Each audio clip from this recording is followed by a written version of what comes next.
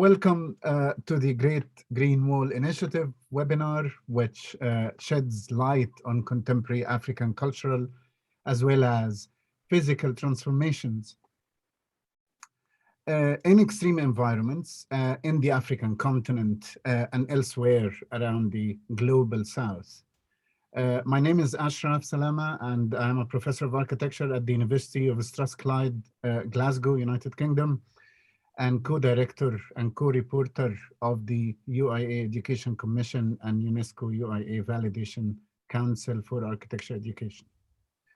I'm pleased to be moderating this innovative UIA initiative, which is part of a series of events that explore and examine opportunities, challenges, approaches to designing that respond to emerging issues of concern to the global community, to governments, to professionals, to politicians, to local municipalities alike, including climate change, seasonal migration, the making of cultural, sensitive, productive landscape, rural landscape, and that take into account three key elements about affordability, about resilience, about livability.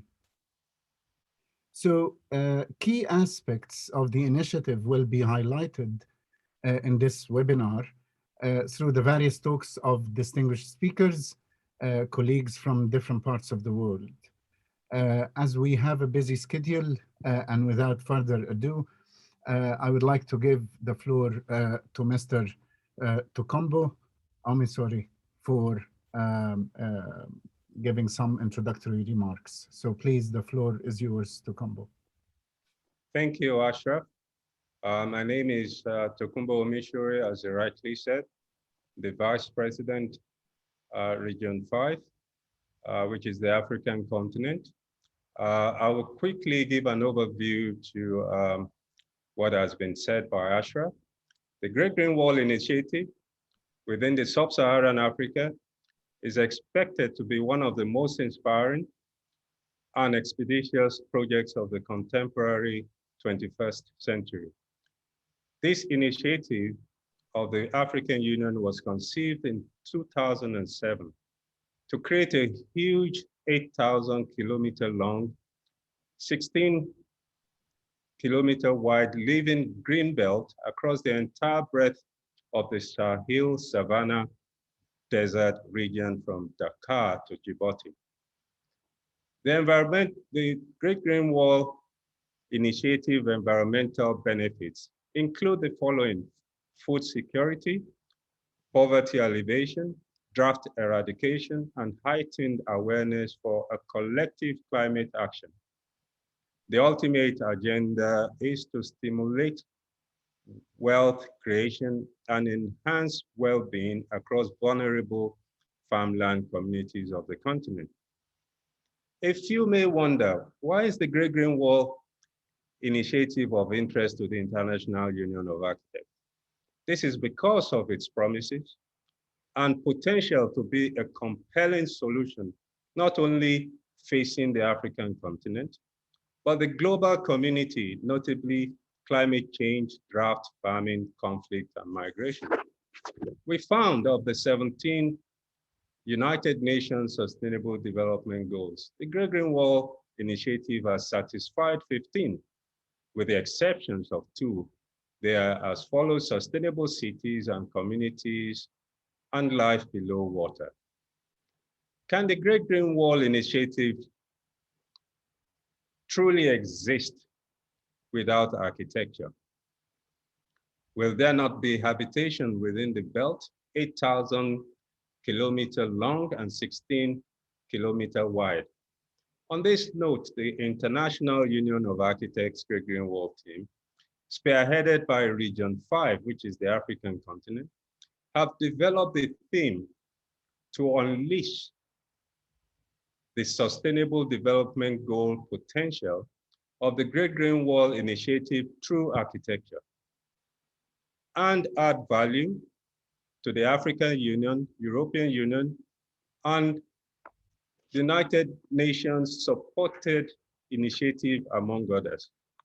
This theme will unlock the potential of Africa's untapped intellectual wealth, nature and architecture, research and development on the use of local materials to ensure affordable development, most especially housing for sustainability. Our relevance to the Great Green Wall Initiative will both initiate and develop opportunities. To unlock this, we targeted the future, our students of architecture, lecturers and researchers. The International Union of Architects Great Green Wall team, led by my good self, adopted coordinators from schools of architecture across the 5 sub-regions of the African continent, with a 6th from Senegal to represent a summit of Francophone countries, mostly French-speaking, presently within the Great Green Wall belt. Others are Egypt for the North sub-region, Tanzania for the East, Congo DRC for Central, Nigeria for the West, and South Africa for the South sub-region. Interestingly, the International Union of Architects Great Green Wall Initiative have collaborating schools from other 4 regions of the world, namely Denmark, Turkey, Brazil, and China, respectively. In addition, we had the support of the UIA. Hello, my friend. Honorary President Vasilis, whose commitment encouraged most. The International Union of Architects Great Green Wall Initiative will continue to support and uphold multilateral and multidimensional programs to preserve local heritage and restore the natural shelter belt of the ecosystem. Thank you and welcome, Mr. President Joseph. Thank you, Tokombo. Congratulations for the organization of this webinar. I think it's a great event. You know, for the International Union of Architects, it's very important, this Green Wall activation, because for UIA, we believe that the architects should lead, all the issues that are related with the territory. And for Africa, I think this is one of the most important issues. So on the name of the International Union of Architects, I want to welcome all of you. I want to congratulate all the speakers by accepting to participate in this webinar. And I wish very much success during these 2 next hours. I'm sure many good ideas will come out, and I hope we can get the support of many international institutions, and together with UIA, we can really make a good effort to find better solutions for Africa and for the Green Wall activation. Thank you very much, Tokombo. Congratulations. Okay, thank you very much, Mr. President Jose Luis Corte, and thank you very much, Mr. Vice President Region 5, Mr. Tokombo Emisori. Now we are going to start our program. We have 6 distinguished speakers. Each will give around a 15-minute presentation on key aspects relevant to the initiative, sustainable strategies, cultural transformations, extreme environments, materiality, livability, and the dialectics of the built and the natural. So presentation will be followed also by a 10-minute question and answer intervention. Our speakers include Professor Cordelia Olatokunbo Osasona, Professor David Garcia, Professor Hanaa Dahy, Professor Borong LIN, Professor Nikolaos Tsinikas, and Professor Hanaa Heringer. I invite also the fellow audience to also visit the initiative webpage and look at the biographies of our distinguished speakers, noting that, as I say, each presentation will be followed by question and answer. Now I invite our first speaker, Professor Cordelia Olatokunbo Osasona, architect and architecture historian with degrees from Obafemi Olu University, where she was the first woman graduate, the first woman professor, and later vice dean of the university's faculty of environmental design and management. Professor Osasona is talking about the past and our future, a transformed culture, transforming built scale. So please, the floor is yours. Thank you very much. Hello, everybody. I would like to seize this opportunity to express appreciation to the organizers for bringing me on this program. And like we have been told, I'll be talking about the place the past must play in our future. If we have a past that we cherish, if we have been able to garner things that define us from our past, we've successfully carried them into our present, then it stands to reason that our future must be made up of things we're bringing from our past. So in essence, when our culture gets transformed, as it must do, because culture is not static, there is no way to not impact the built environment. So essentially, that's what my title captures. Now, excuse me. Nigeria is just peripherally indicated in the gray-green wall belt. But in terms of the ethnicities that make up this fringe, in terms of issues of climate, in terms even of materials, Nigeria has a major contribution, a major, it's glaringly indicated. So several of the ethnicities that the Great Green Wall Belt covers include the Hausa, the Fulani, the Kanuri, and we have them very well represented in this northern fringe of the country. So in terms of climate, we have very, very high temperatures on a daily range, then high diurnal ranges. We have low rainfall, usually not more than 700 millimeters per annum.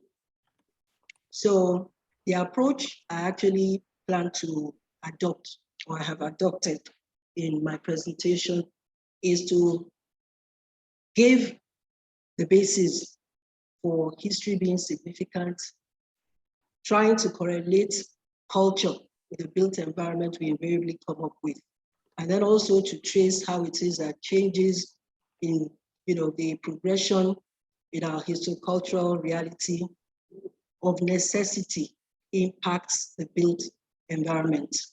So I'm also adopting a case study method in my presentation. I will talk briefly about the Hausa, where they're coming from, where they are today, and also the Fulani. And of course, it is important that I give an insight into my own ideas of where we need to go.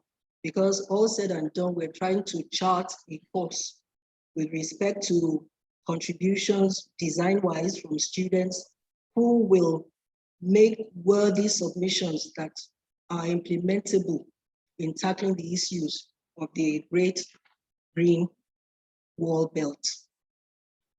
So history, like we know, is a cumulative of people's past in terms of socio-cultural experiences, evolutions in so many different aspects of their daily living, their intercommunal relationships, everything that defines their corporate psyche. Similarly, culture is an embodiment of what makes a people tick. It talks about their preferences in terms of occupation, in terms of religion. It talks about how they relate with other people, even among themselves. Of course, shelter preferences are clearly indicated, and even intangibles like social norms, cultural concepts, all these things relate to define a people and their culture. So without any doubt whatsoever, all these things ultimately affect what people build for themselves, because people build to express their personalities, they build to accommodate their needs, their desires, their various orientations. So since we are talking sustainability, a key aspect in this project, this design competition, is that we're to look inwards, see what we already have among us, and then see how best to use them so that they are replicable, so that they are not wasting the scarce resources that the Great Green Wall Belt is known for. So in terms of materials, the northern fringe of the country has rich buildable laterites. There's timber, particularly the palm tree species, which among the Hausa is referred to as azara. There are different types of grass. This is essentially the Sahel Savannah region. And there is cement. Even though this isn't indigenous to Nigeria, it is locally available. So it's part of what we're used to in our building culture. Then in terms of the actual expertise to convert materials to buildings, local building artisans have been constructing buildings for thousands of years. They are still at it. Of course, they have upped their game. They have looked at more contemporary ways of doing things. Then we have ancillary craftsmen, people who do applied decoration, particularly among the Hausa. And of course, in today's world, we have people who are formally trained as building professionals who will, of course, be at the vanguard of any initiative for actual intervention. So the first case study looks at the Hausa. So we're looking at where they're coming from. Occupationally, the Hausa are farmers, farming, producing things like groundnuts, cotton, things they're famous for worldwide. In terms of craft, we have weaving, basketry, leather work, and the Hausa are world famous traders. We're looking, in historical context. Religion, yes, they're predominantly Muslims, but there's a sizable Christian community among them.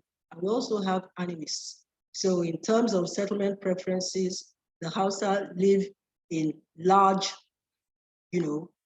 aggregates, large aggregations of humanity, closely knit and on a polygamous structure.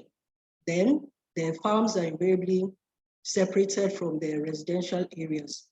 Traditionally, Hausa, at least the major Hausa walls were, Hausa towns were walled. A place like Kano, a good portion of these traditional walls are still standing. So every one of these orientations that make up their culture has implications. For instance, the farming occupation dictates storage facilities, that kind of thing. Worship dictates an archetype to cater for their preferred mode of worship. So they have implications for the built environment. If we look at the urbanizing Hausa, starting from picture one, starting from the first picture, we see that servicing the Islamic preference in terms of religious orientation, windows are extremely small for reasons of privacy, but they also work climatologically because, like I said, this is a very, very hot area. So as much as possible, the heat from outside is to be excluded. The walls are thickly masked, very, very good as insulation. So they're coming from that background with shallow domes. And picture two actually shows the craft employed in producing these shallow domes. Picture three shows after the impact of the Arabic influence from across North Africa, when Islam has been imbibed as a favored religion. And picture 3 actually is the mosque in Abuja, more or less like the creme de la creme in Islamic architecture in Nigeria. Picture 4 shows the first church in Zaria in northern Nigeria. And we can see the traditional vaulting system predicated on arches coated with laterite that was favored. All these things reflect the colonizing influence. For instance, the church reflects the British colonizing influence on the traditional Hausa. Moving to the Fulani, from the traditional past, they favored nomadic pastoralism, living in very small groups, basic A-frame huts made from grass on stalk frames with corrals built for livestock. The selling point of this type of architecture, of course, is that it is easy to dismantle, equally easy to pack up and move. So it suited their lifestyle. With the urbanizing Fulani, in quotation marks, of course, the ones who are sedentary have recourse to architecture similar to that of their Hausa brethren. But for those who are still nomadic, moving as far south as the equatorial rainforest belt, they still have recourse to whatever grassy material they can get and whatever type of timber is readily available. In these 2 images, we have, the thatch mast for roofing. We have it woven for walling, as mats, and then we have bamboo supports as a framework. The second picture shows, the bamboo being brought together to define the apex of the roof. So the good question now, the big question, which way forward for the students' design? Some of the clear expectations of the Great Green Wall Initiative is that submissions should seek to preserve the local heritage. Similarly, whatever is produced must inspire the sustainability of the fading cultural and historical landscape. These are non-negotiable. So since culture is forever evolving, correspondingly, settlement design solutions should just go beyond what we had in the traditional past, which was subsistence farming, subsistence lifestyle. Now, in the realities of the global world, that, the global village that the world has become, solutions should encapsulate greater diversification of lifestyle orientations. Of course, these must and do have implications for space use. So it can't just be going to the farm, come back, or chasing after cattle coming back. People are now thinking of the importance of recreation. Health is assuming importance in terms of making provision for the building that will service health. So at the end of the day, any solution that a student wants to put forward must be in the spirit of architectural pluralism. And of course, ultimately, environmental sustainability must underline any submission. So I'm bringing this particular slide here because personally, I have been very, very inspired. I'm sure we're all aware of the groundbreaking work, the cerebral work that Francis Carey is doing and has actually won a Pritzker Prize in architecture for. I mean, I use this opportunity to salute the wonderful work that Francis Carey is doing. I think he's representing Africa stupendously and should be highly commended. So I think our students or our prospective, people submitting proposals can borrow a leaf from his orientation. Local materials are being used in terms of, masonry, materials for masonry work, in terms of timber for roofing, for, even windows, for all manner of things, for shading, screen walling. The typologies are equally varied, servicing the realities of living in contemporary times. So we have architecture for education, we have for recreation, we have for residence, and he is doing it in the spirit of carrying the community along. No anomy, no imposition. The communities are invariably carried along and actually physically chip in their bit, actually contribute. I have put a link there for those who are interested to go and watch a video I was recently privileged to access. And I think it says it all. The community is duly carried along. They have espoused whatever is coming to them. They identify with it, and it meets every one of their yearnings, for realistic, contextual settlement, for livability within their own cultural context. Of course, I could go on and on, but I think my time is up. Thank you very much. Thank you so much, Professor Cordelia Osasona. And we open the floor for questions. So we have around 5 to 10 minutes questions for this presentation. So please feel free to ask or type your questions or comments or feedback.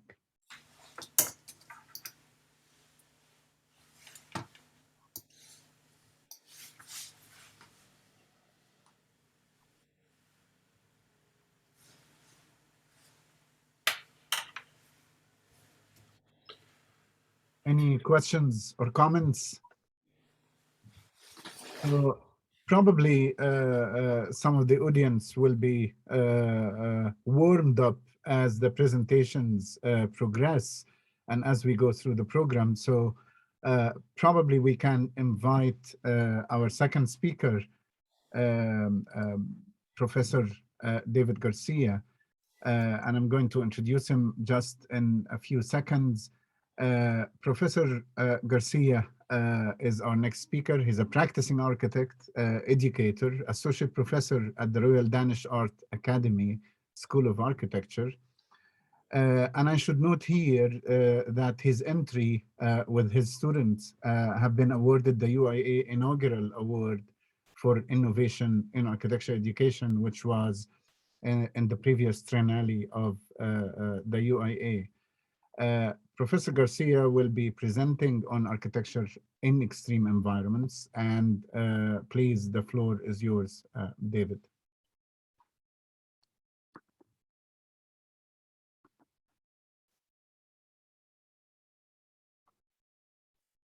The mic? The mic. A classic, isn't it? I hope everybody can hear me well. Yes. To be here and to be invited to talk about education and innovation. And thank you for all the organizers, the UIA, and all the guests present today. I'll just share my screen.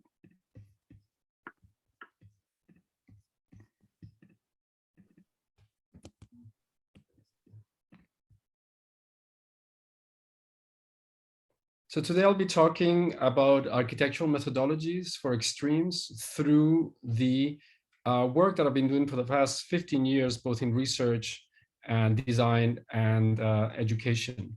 And I think I will present the work through the educational production of the master program that I lead at the Royal Danish Academy, Architecture and Extreme Environments, because I think it kind of binds two of the strategies that I think are crucial for engaging with many of the challenges that we have around the world today. One is to engage with innovation and methodologies that include participation, collaboration, and a much more subtle and careful understanding of the context and the people that we engage with when we design. And the other one is my belief that, albeit we need to engage with architecture as an immediate tool to mitigate its impact, which, as we know, is very large and very often very negative, to try and transform that towards a much more positive impact in the world. But although that requires immediate action, I think one of the key aspects is to invest in the future. And for me, the future is the future architects. The future lies in education, changing mindsets and understanding the challenges ahead through education. Through the program, we obviously engage very much in climate impact, how it influences across the world, infrastructure and architectures that are often have disrespected or not even considered the dynamics that nature has around them. We experience that often around the world.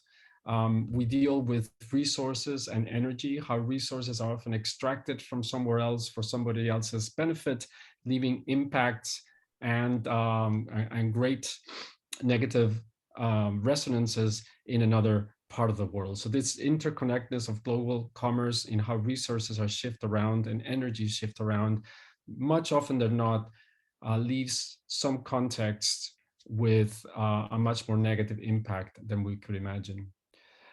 Health, very often as well, architecture, I feel, has the potential to include, engage, and promote better health, not only as a passive system, but even as a proactive system.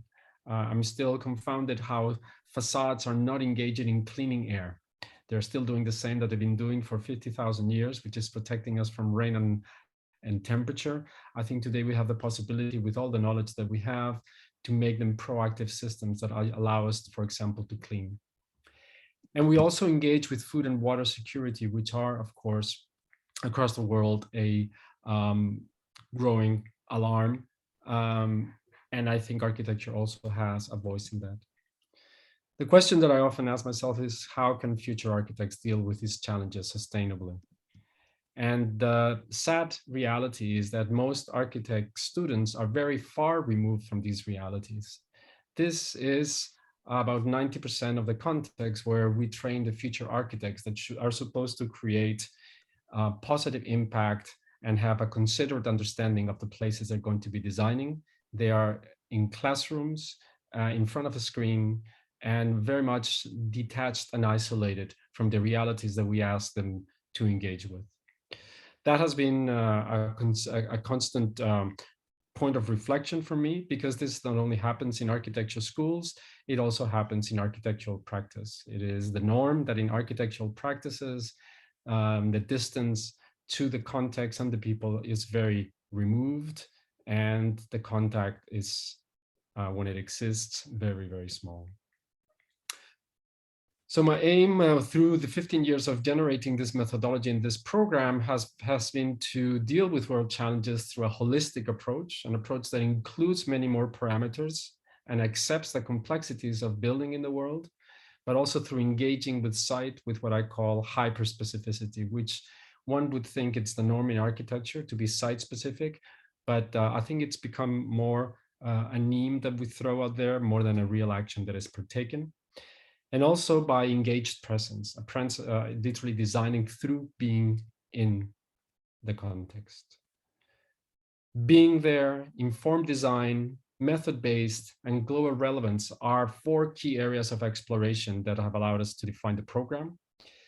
And to deal with a holistic approach for the past 8 years now, we've been using the SDGs, 7-8 years, as a way of making the students understand how they all are intertwined, and how architecture, the physical structures and built environments that we live in, are intertwined with all these challenges and all these aims. So every time that we take a context to consideration, we explore all of these parameters, so the students are very knowledgeable of what is the status quo, what are the aims and ambitions for each of the regions that we might be engaging with one of the projects. Because each year we choose a context, a site in a place in the world which is out of balance, which is suffering some type of an extreme condition, and we explore these parameters through the SDGs. Secondly, we explored scientifically the potentials of finding new innovations. Symptomatically, architect students or architects very often say, well, I just build with this because that's what's in the market. That's what I can build with. That's what is available. And that's very true right now. I'm hoping that future students become empowered to say, well, if this not exists, let's collaborate with local knowledge, with local experts, with scientists, and try and find materials that are sustainable. Instead of being in the passive seat and accepting where materiality is available, I'm promoting that students take an active seat and collaborate to find new solutions and propose new solutions. It's also crucial that they explore the artistic aspects of architecture. I often say that if you are just the best sustainable architect that you can be, efficiency wise, but are forgetting the power of architecture to create spaces that inspire, then all that job can be done by other experts better than architects. If it is something that we have that can unite all the complexities of architecture, is that we can create spaces that inspire, promote a function, an activity in ways that very often are not the main focus of many other disciplines. This is literally the glue that can bind all the complexities of architecture together, which is creating a space that is not just super functional, but it's also an inspiring one. And the other one is collaboration. It is crucial that our students understand that presence is important. And that is why our education, when I teach, stays for over a month in this context, trying to test their ideas, test their hypotheses, test those alternatives to building more sustainable together with the community, together with experts in the local communities. So to sum up, in a way, the intention of this methodology is to support students to develop methods of design for a rapidly changing planet. This is a new reality that has happened before, but has not been partaken by education, I think, as seriously as it should. And now the change is exponential. Also with respect to consideration and culture and identity and the environment as active elements in the design. But just as important is to empower the students to collaborate, innovate, and make and test solutions, to give them the power that you can find innovation. It's not only delegated to other disciplines. And this all aims towards a sustainable architectural design that inspires users through bridging art and technology in this fragile world. And all of these elements put together, obviously, it's always with the understanding that the architect is always a guest. At best, we are invited, and we're a guest to a community, to someone's home, to someone's resources, and it's the individuals that we're designing for who should be at the center. And this might seem obvious, but it's so often forgotten that we project our own desires onto a construction or a built environment and forget that the user is key. Understanding their requirements and their needs is crucial. So now I'll just go through some of the examples that the students have created and deal with challenges that are not necessarily within the North African context or the Greenbelt context, but at least touch with many of the challenges that are found there. So territorially, it can be in many places, but the challenges are similar. Materials are always a problem. We often import materials from far abroad, literally using a global system of transports and established economies. But in this case, for example, we have Maiken who decided to use the salt lakes of evaporated lakes to try and test the materiality and whether they could be used locally for building. And she found out that the prickly pear also has a binder, which is almost like a glue. Her experiment was trying to bind salt with this glue and let the sun dry these plates in this otherwise very, very dry context where there's seldom rain. She was able to devise a new material that was purely local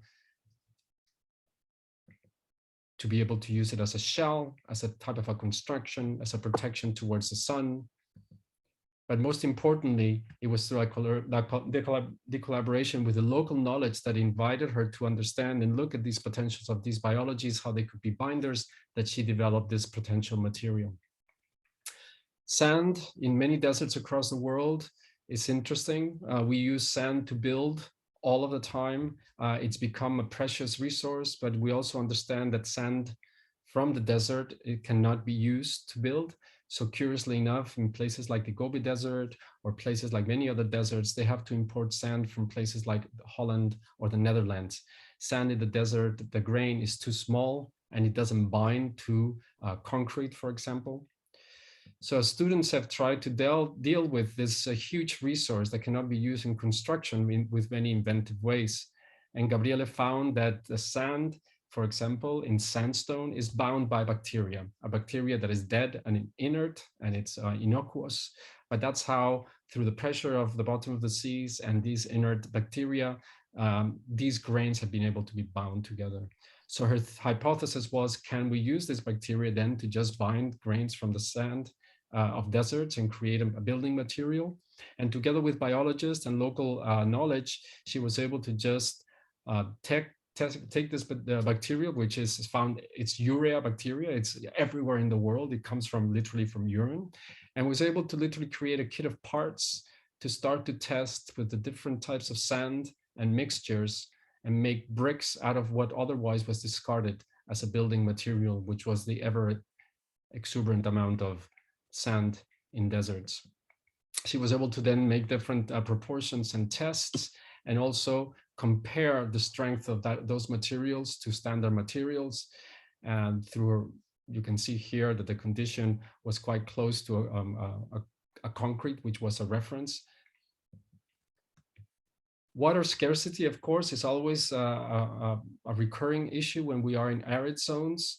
And we have developed together with students projects that capitalize on the early morning dew to try and very simply just collect it. Also fog catchers that could be portable for communities.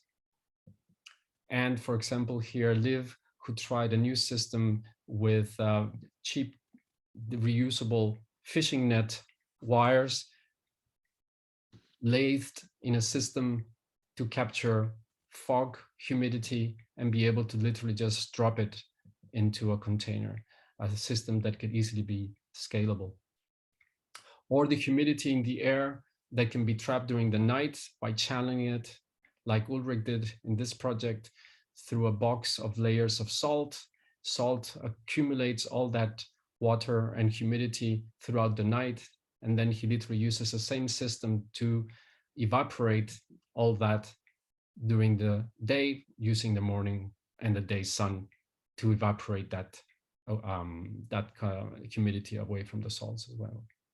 Just as important is this project by Henry Glugo, who tried to use saline water in contexts where water was fully privatized and the users had to pay exorbitant prices for water, but there was access to saline that was for free. Saline water could be desalinated by evaporation of the sun. So his project engaged with democratizing access to water in communities and societies that otherwise had prohibitive prices. And his system was one that could be placed as a light fixture in someone's home, mainly in informal homes. And he was able to collaborate with a family which was about to put a new fluorescent light in their living room, but used the salt system of Henry's project that both illuminated by literally using the salt in the water as a battery, but also was able to give light to this context of this family. And as the sun literally heats up the water, they were able to then desalinate it and create potable water from this fixture as well. Now, all of these projects might seem like just one-off constructions. We have to think that these students have only 2 or 3 months to investigate, create, test, and then take off in an airplane where we are there for a month and assess the impact of these constructions. And the second semester, we invite them to see how they can be applied in an architecture which has a larger impact. And in this case, for example, Henry made an alternative to informal housing strategies that were based on the freedom of water and water as an access for all.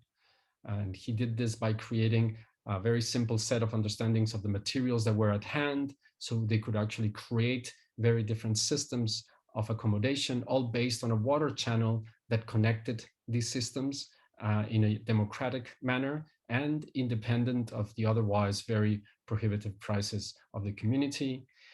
He also devised a second typology that not only generated water, but was able to then grow on the rooftops by designing systems that trickle the water and filtrate the water and creating local produce and food security for the community.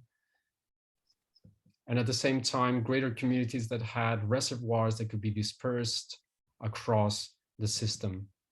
And as you can see, these systems and these different typologies, which were adhering to different sizes of families and different production groups, were all interconnected with a system of always accessible water to a central hub that could then generate hydroponics and grow in a larger scale for the community. And the final element, which was a big connection to the rest of the city, was the market, where much of their production would be able to be sold, used locally, but also literally sold to the rest of the community that they're a part of. I think what's interesting about this project is that it understands the possibility of a small gesture, a small experiment that is done in a very small amount of time with the students' own resources and collaborating with the local individuals that were able to sacrifice their roof, opens up the possibility of scalability and a reflection or a consideration of how that community could live differently as an informal construct, while being proactive towards a system that would perhaps take many, many years to change, which was the prohibitive prices of a privatized water system. And here we see a section through this community from the large water reservoir, following the water trail from the growth core all the way to the market. So to quickly end and resume the presentation, the program has aimed to engage with world challenges through this proactive strategy, believing the future architects are key to positive impact. I think the energy, the vitality, the dedication the students have of using their own resources, it's not only crucial as part of an education where you put your money where your mouth is, and before you start drawing for somebody else, you experience what it implies to draw, and you pay for your own drawing and you test your own drawing. And I think that's a very important experience before you go out in the world and try to solve somebody else's problems. But just as important is to motivating them that they can make a difference by collaboration, that architecture needs to be inverted and start to give back instead of take away. And also just as important is to be considerate to the communities that are on site, which is just as crucial as being sustainable. It's a way of obviously being ethically sustainable. Who are we drawing with, not so much for, and reminding yourself that you're a guest. If by any chance any of our guests want to know more about the program, you can type in issue KDK Extremes, and two of our early publications will be available there. One was on the Amazon and the other one on the Arctic, but they show the methodologies that I've just explained. And the other one is our YouTube channel, where if you write architecture in extreme environments, the work of this first semester students can be accessed through the regions that we've been visiting for the past many years. Thank you very much. Okay, thank you very much, David, for this inspiring presentation. We received so far 3 questions. 2 of them were relevant or related to the talk of Cordelia. So I'll go through the questions and open for discussions. So we have a question from Edward Ashashi, and he's asking, how can we use local materials sustainably without depleting the available resources? And that question is for Cordelia. So please. Okay, thank you very much. To my understanding, it's become the norm. I mean, plant a tree is something that we hear virtually every day. So of course, in terms of the timber we need, even in terms of some of the materials that were used traditionally for roofing, if trees are felled to use architecturally, then the onus is on whichever community is doing the felling of the trees to replace those trees. In terms of other materials, say the sustainability aspect comes from the fact that if a building, an earth building depreciates and it crumbles, the material is still there. It can be recycled. Even some of these laterite is made into earthenware, made into pottery and all the rest of it. In one of Francis Carey's projects, even old pots were integrated into the new roofing system to bring in light. So, sustainability is embedded if we have this perspective, because you can always replant trees, you can always recall materials like earth, materials like stone that have been previously used when you have dilapidated structures. So I think that takes care of the sustainability vis-a-vis materials.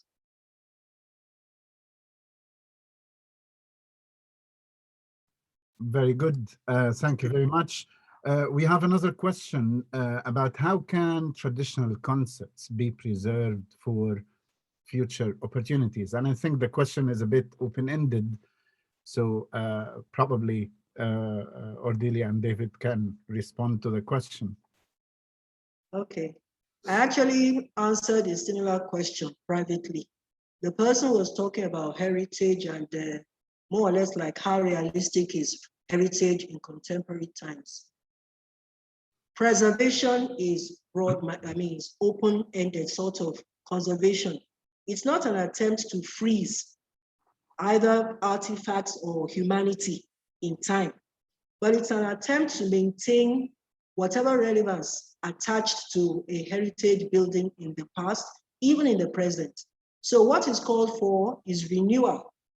We can preserve the old, but in a new format.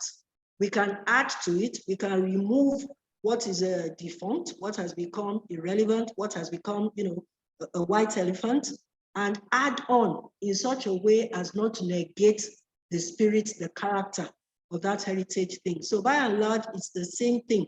Nobody is saying let's honor culture, let's honor tradition. Is attempting to say be frozen in time, stick with the Stone Age. No, all that people like me are saying is that your culture, since your culture is ever evolving, you can always look for a way to make it relevant to however you want to express yourself now. Nobody is saying throw the baby away with the bathwater, but for heaven's sake, make sure it is only the bathwater you're throwing away. The baby has prospects for a future. So I think that's my own take on it. All right. Okay. Thank you. Thank you very much. We also open the floor for questions with respect to David's presentation. But there is a question which is a bit generic from Abimola Sojo, and that's probably David can respond to this. It's about whether you have any thoughts related to rapid prototyping and the use of 3D technologies in developing sustainable environments, in developing sustainable design solutions. Yeah, I mean, when we talk about technology in our program or in my research, for me, the term technology spans 20,000 years ago all the way to now, and where we're devising for the future. And they're all technological solutions. More often than not, when we visit communities or cultures and traditions, we discover fantastic passive cooling traditions that have been thrown out the window, and that they're easily reusable again. So with the span of technologies, we have a very, very broad understanding. We are also often incorporating 3D printing technologies, for example. The question is, what is the impact of not only the technology, but the materiality that we might be using, which is important. Mm-hmm. And we intertwine just as much on-site experience as we do computer simulation, which is crucial. So if we can for example, assess traditional buildings, how cool they are, as opposed to new concrete buildings that they're only trapping humidity. We often model those buildings as well, not only through the fact that we've experienced and the users are very happy for this traditional solution to cool their buildings, and we've experienced them ourselves, but then we try to replicate and understand materiality and morphology and how that could be generated again. So we use new technologies to assess, support, as much as we use old technologies to be inspired and revive. And 3D printing is one that often can easily be used in some contexts. In other contexts, it becomes very difficult, but it is absolutely one that we also incorporate in the big palette of possibilities. And I think as Cordelia has named, tradition is not only about symbolic spaces, but they're also often very intertwined in how a space has been designed through history into also how well a space has functioned through history. So those two things are often intertwined. Something looks maybe very culturally linked and symbolically representative, but it also has, through the process of many thousands or hundreds of years or generations, embedded solutions that are sustainable already that we can absolutely learn from. So I hope that answers the question from Abimbola.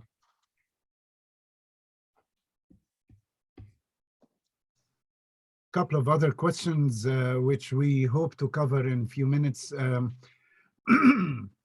One is about the definition of extreme environments. How would you define extreme environments? Would it include urban, inner city environments? And can you comment on urban waste as a usable building material? Yes, yeah. Well, we define extreme environments, any environment, any condition that is out of balance. And what balance might be is very subtle, because it's part of a community. What they understand is perhaps lagging, and that can be from social to economic, environmental. We embrace that out of balance from wherever a sector or parameter it might come.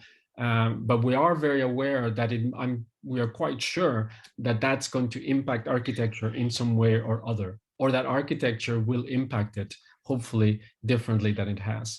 So for us, extreme environment is an environment that is greatly out of shift, out of balance in a parameter that is, in a way, a negative impact to a community. With regards to urban conditions, we both work in isolated and very often in urban conditions, so much so that our 5th years and 4th years, we work together in the same region, but 5th years always work in urban conditions and 4th years always in perhaps more isolated and remote areas. So the urban context is a context that we are engaged with many projects every year. And the reuse of waste, absolutely. I invite the colleague that has asked the question to look at some of the projects we did in Tanzania with reusing plastic, also in Chile, in Antofagasta, and how students were able to start to gather plastics and do very DIY solutions to create alternatives for roofing systems. It was very shocking for us, for example, to understand and see that in some isolated communities, crime and violence rose during the monsoon because the sound is so aggressive and so overwhelming when it rains upon metal roofings that suddenly nobody can hear screams. So this was taken by one of the students to try and offer an alternative to the metal sheetings in many informal towns and city and urban contexts by generating one which is done by local plastic. Literally, he was just collecting the local plastic and then just literally melting it on site and creating alternatives to the corrugated metal sheeting, both to use a local waste and to use an alternative to the otherwise extremely overheating steel roofings, but also one that had a social and an impact in the livelihoods through the rise of crime when there was so much noise. Yeah. One final question we're going to have to take and then stop the conversation and move into the next But this final question is about the advice would you give to students who are embarking on presenting ideas on extreme environments, and what's the advice you would give to those students? Yeah, well, I mean, there are many, but perhaps the most important advice would be that I'm sure students and young people are already innovative. We are innovative as a species, or else we would not be here. So that's already a drive that student, I'm sure, has. So don't let anybody tell you that if you want to dream of a different solution, that's not possible. That would be my first. And my second, just immediately in parallel to that, be careful what you wish for, because it might come true, which is a way of saying that before you impose one of your dreams, be very considerate of what are its implications and ramifications. We all have many ideas, but that doesn't mean that just because we have an idea, it has to be implemented, or just because it's new, it needs to be built. I think it's very important that you need to understand the ramifications and the implications of that idea, together with who is going to be using it and the context at hand. And that can only be done through collaboration, investigation, work, and a very fine breakdown of what actions can trickle down to. And that's perhaps the most difficult bit. But be careful while you do things, and be considerate of its implications, while don't let anybody tell you that things are not possible. It's a fine balance, but I think that's what I would suggest. Excellent. Okay, thank you so much. Everybody. We have a couple of other questions, but probably we will collect the questions and make them available, the responses available to our speakers and then to the audience. So hopefully we will be able to cover all the questions, not necessarily in this webinar, but there is a number of questions.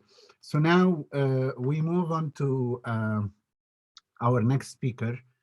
Hanaa Dahy is a professor, practicing architect, a researcher, and a founder of Stuttgart University's biomaterial department, or biomat department. She also founded ARC-EDA, which is a research center for architecture based in Stuttgart.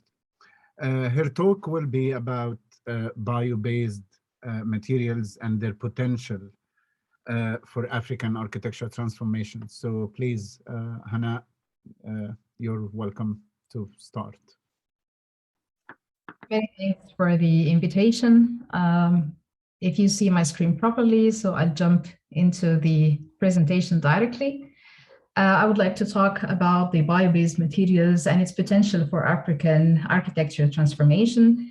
And it's really an enjoyable time when David was talking, and as well Cordelia, when they were talking about local resources, and that's the topic that I would like to go further through. As said, the Biomat, which is the department I initiated since 2016 in Stuttgart at the Institute of Building Structures and Structural Design. The Biomat itself is the abbreviation of bio-based materials and material cycles in architecture, but we're dealing with relatively diverse topics that goes along together into the direction of finding new ways of how to deal with sustainable architecture. In most cases, we are dealing with it in a bottom-up approach, where we're starting from resources, what kind of resources we have in advance, and then we go through the design process till we get into our building processes and into our building components that are innovative in that sense. And starting from this year, there will be, because I got another professorship at the Aalborg University in Denmark, there will be the Biomat at Copenhagen Research Center initiated.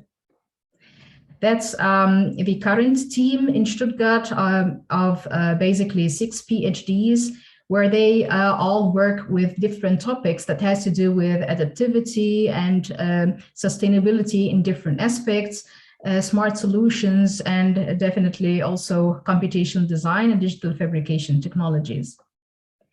So let's go directly to the topic of the usage of bio-based materials in architecture, and what is exactly meant, and what does this have to do with our topic today. But of course, those numbers are well known to all of us. Why are we searching for innovative solution in the first place? That's because of the relatively bad reputation of our industry, unfortunately, because of the huge destruction and because of the huge global waste production, global energy consumption, and global carbon dioxide emissions. But if we look more closely to the topic of the Great Green Wall and what are the possible potentials that we want to emphasize more on how to make this direction more profitable and to strengthen the opportunities that we have there. The available potentials, what are they? If we're talking about establishing new ways of fulfilling the agricultural purposes and trying to maintain the land and use the resources we have and even produce more resources, we can have also a look of what is directly now available, what kind of potentials we have.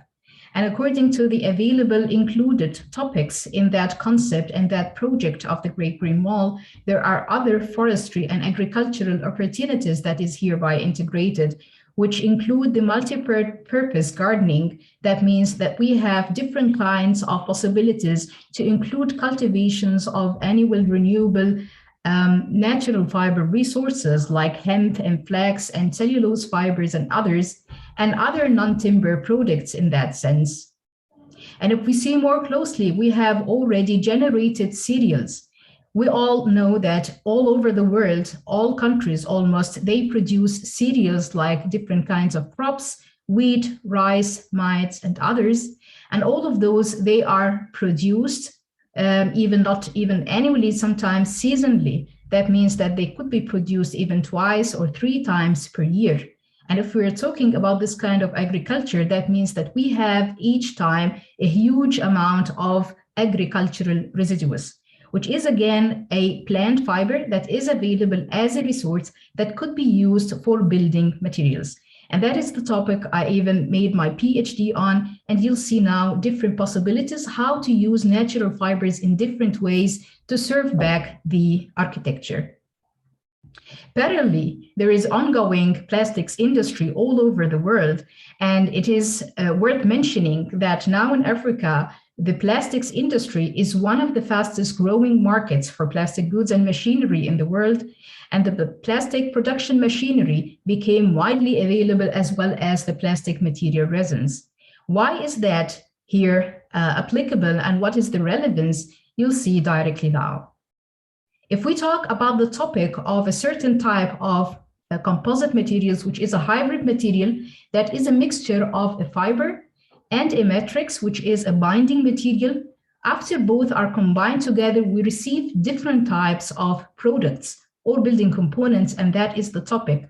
So as you see, all of those products that is available here underneath this picture, those are wide different ways of applying those kinds of mixtures of the fibers and the binding materials or plastics in that case. That means that understanding different ways of combining those so-called biocomposites or natural fiber reinforced composites, we could produce different types of building materials that were not established before or not widely applied. And that means we have a certain kind of potential of those hybrid, recyclable or reusable, new innovative materials, which is an available potential. And that is the topic that has been taken investigated in the last 15 years through my group and through my work, but I'm not alone on this. Definitely worldwide, there have been different kinds of experimentations in that topic because of the huge problem we have in the waste management, not in Africa, but all around the world. So if you see, those 4 pictures are from 4 different continents, and there is a huge management problem for agricultural wastes at the moment. We're literally burning gold. So if we look more closely, what does this present to us and what kind of resources that has been worldwide blown away, we could see how far we can go in that direction to receive different possibilities for our sustainable architecture. In that concept and how to combine those fibers into different kinds of architectural solutions, whether for interiors or exteriors, or having a new approach of how to build with those materials with the new techniques that are available, not only locally, but internationally. In that sense, it was possible also through the previous work that I had the privilege to have an invention through that work. It's worth mentioning that I'm not a material engineer. I'm originally an architect and a designer, because thinking about what could be the possible solutions from available resources and how we can really make a difference. I mean, nobody else is going to solve the solutions, the problems of the building industry that we're having at the moment for us. So architects, designers, that means ourselves, our group, we need to merge into maybe another adjacent discipline, and in this case was the material industry, and to understand how things are done and to move between material technologies, fabrication technologies, and design possibilities. And that was what was done in that case. And luckily enough, it was at the end found as a new innovative technique, and at the end it was possible to have this as an invention, both in all over Europe, in the US, in Malaysia, and as an international patent. So that was basically it. It was in the form of a board that could be that have a relevant elasticity. It could be bent in different directions, and then the design variations are quite different. And to understand more what is this board, it's made of a very high percentage of recycled straw fibers, which are the leftover from cereal production. And those straw fibers were cut into small pieces, and they were combined in a plastic machinery to produce or extrude those kinds of plates where it could be bent in different directions and then fixed at room temperature to have our needed designs. And with those concepts, and after this kind of discovery, or actually rediscovery, because it's known that through the ancient, even pharaonic age, straw was mixed with different kinds of binders like mud and others. And here it's like revival of technologies, but according to the available technologies that would enable many kinds of developments and further kinds of architectural topologies. So giving this rediscovering back to the students and also to the industrial partners, it was possible to make a wide variations of developments in that area. So as you see, it wasn't even only on a lab scale or on a design studio scale, but it went into different industrial possibilities where we here, for instance, integrated acoustic absorption and thermal insulation to produce panels with those integrated properties in this project.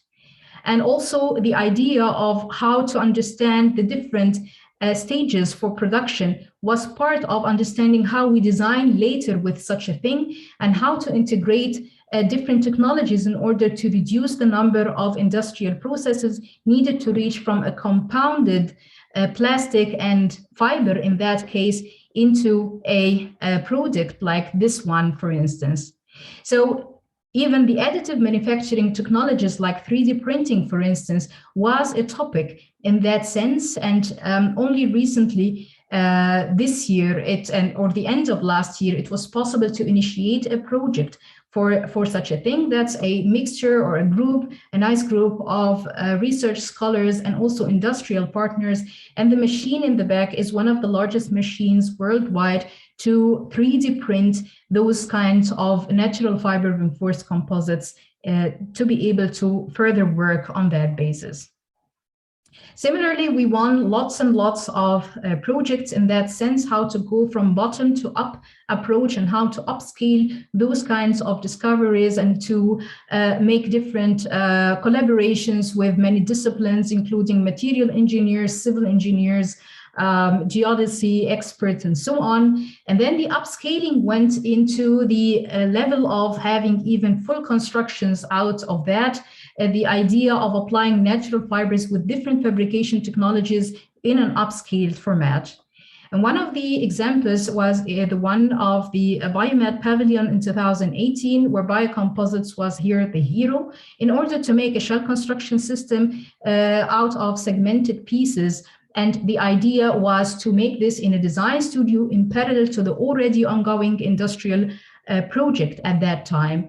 And at that time, the upscaling of the invention, this bioflexi invention, was done. And as you see here is the extrusion process in an upscaled format. And then after that, and in parallel, this was given to students who were able, through a kind of a competition, to investigate on the very newly developed material at that time, and to investigate how this is possible to include it in a much larger construction. And here it's seen that we even were able to make a kind of mass production in that sense, and we produced more than 360 pieces. And of course, we didn't do this alone. We had to make collaboration with colleagues out of other disciplines, like which is very adjacent. It's not really a different discipline. They were colleagues from the structure of design, and we had to simulate the performance of those newly developed materials, because originally nothing was constructed out of those materials before. And even it was very important to include colleagues from the geodesy, because they 3D laser scanned all the site to be sure that we put each individual piece in its correct location. And then, as you see at the end, we have went through this bottom-up approach and through a different design perspective, how we do our design process in order to apply newly developed projects and newly developed materials in that sense. Also, we have considered that if our piece is not fully recyclable, it had to be fully reusable, and this was already integrated in the design phase. And this is how the whole construction looked like. It had a span of 10 meters and a height of 4 meters, and we won a prize for it, luckily in 2019, a year later. Now I want to show you how this all took place.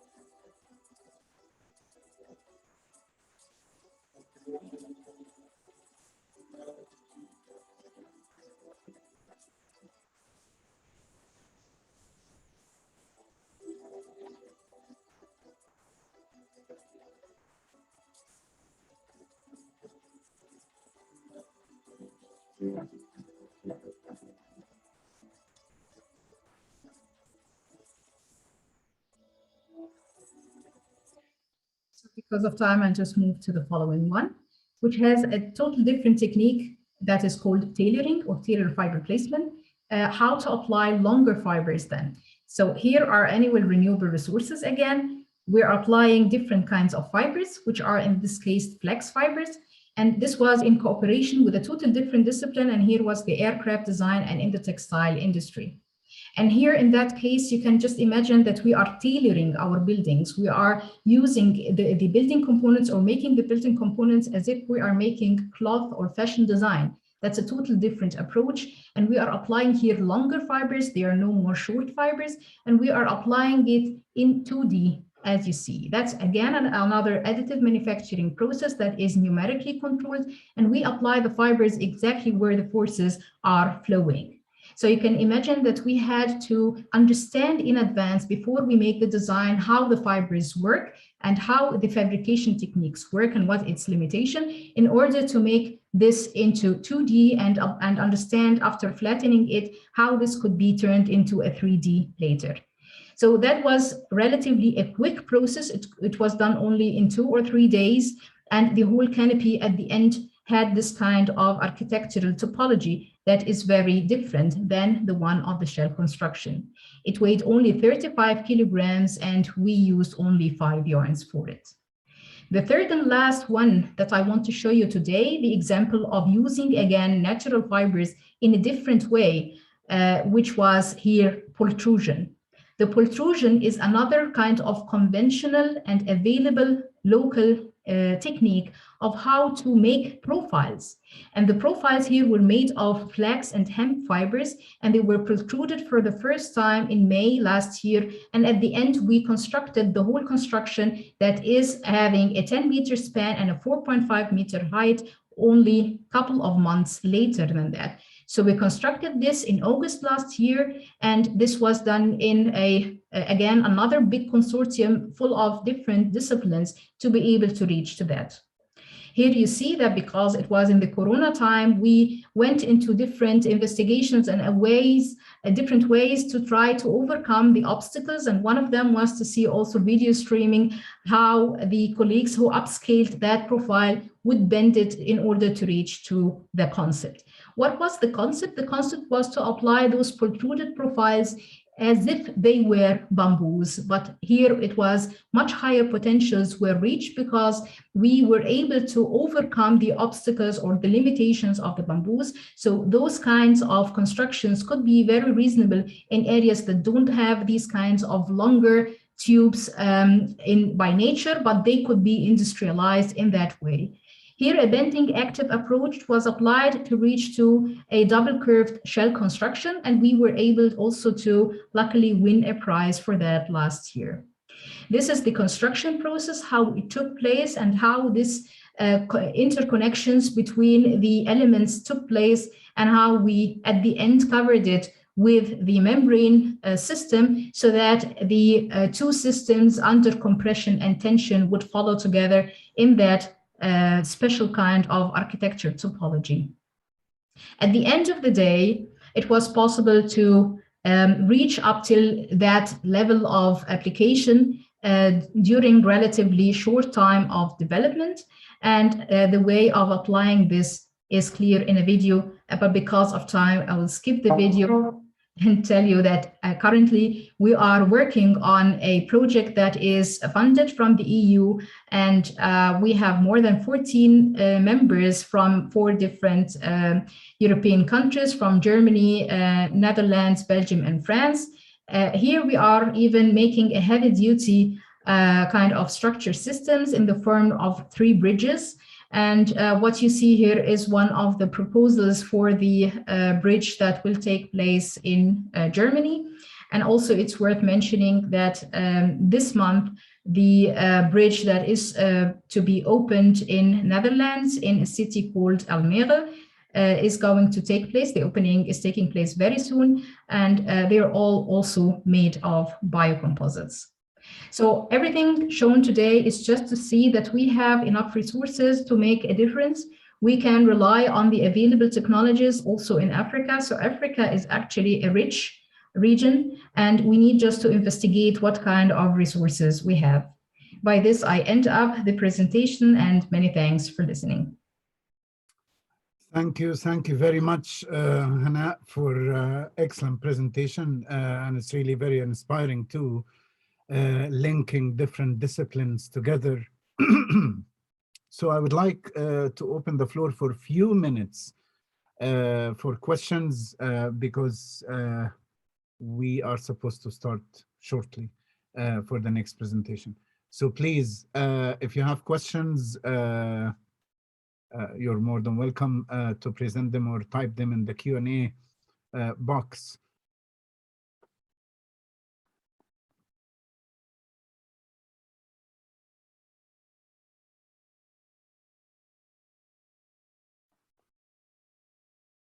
Otherwise, probably some of the audience also will think about the presentation, and some questions might be instigated after the following presentation.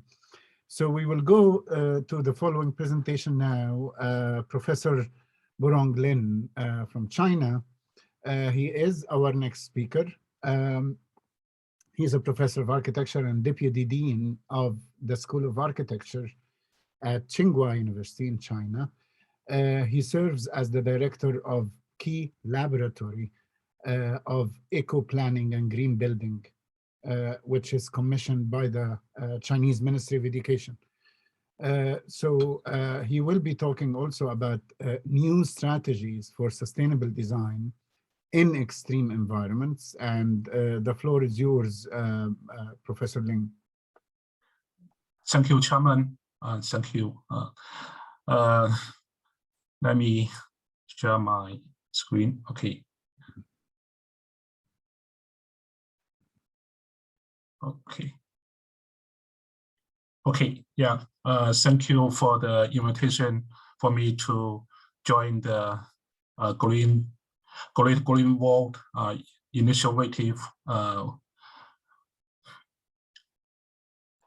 So today I want to show you some research about the new strategies for the sustainable buildings in extreme environments. In fact, my background is built environment. In the past 30 years, I mainly focus on the new technologies for the sustainable buildings. And also we cooperated with a lot of architects to finish a lot of buildings in the very hot and humid environment in China and abroad. So today I want to give you some report about this. In fact, as you know, the buildings in extreme environments will have a very special architectural style, as well as the other characteristics. So I think the most important challenges for us to handling with the extreme outdoor environment is the very hot, dry, or sometimes extremely humid climate, as well as the stronger solar radiation. And however, due to the recent demand for the higher quality of health, some comfort, low carbon construction, as well as the carbon neutrality. So we need more and more changes in the sustainable strategies. In the past, maybe always we want to realize the end of a health, comfort, energy saving, carbon neutrality. So we will consider to design a high and effective building envelope. And also we consider the synergism with the natural extreme environment. We consider how to utilize the natural conditions such as solar energy and the energy from the soil, from the river, surface water, and so on. But at this stage, I think it's very important for us to consider the active approaches such as the equipment system with more and more high efficiency. And the last one is we need to consider the new advanced thermal adaptation theory and the comfort improvement for the human body. That means maybe we need to consider the human body as a target to realize the more and more new HVAC systems in the environment control strategies. There are many traditional sustainable strategies for the extreme climate, such like this picture show you. We consider the shading, consider the the location of the sun in the different seasons, and also we consider the air flow in the daytime as well as the night. But the most important still is the shading, natural ventilation, or sometimes if we want to use the mist spray, a cooling system to cool down the hot air, will be a good approach. Mainly we can store in the ceiling. And also in some desert area, the winter tower is another approach. So there are many, many traditional good strategies for the sustainable buildings. And also in China, recently we also consider the new technologies, especially for some advanced modern buildings, how to realize the thermal comfort, the height, and the energy saving in some very hot and humid climate area in China. So this case show you in the very South China, the Sanya south of China, we built a very big apartment buildings.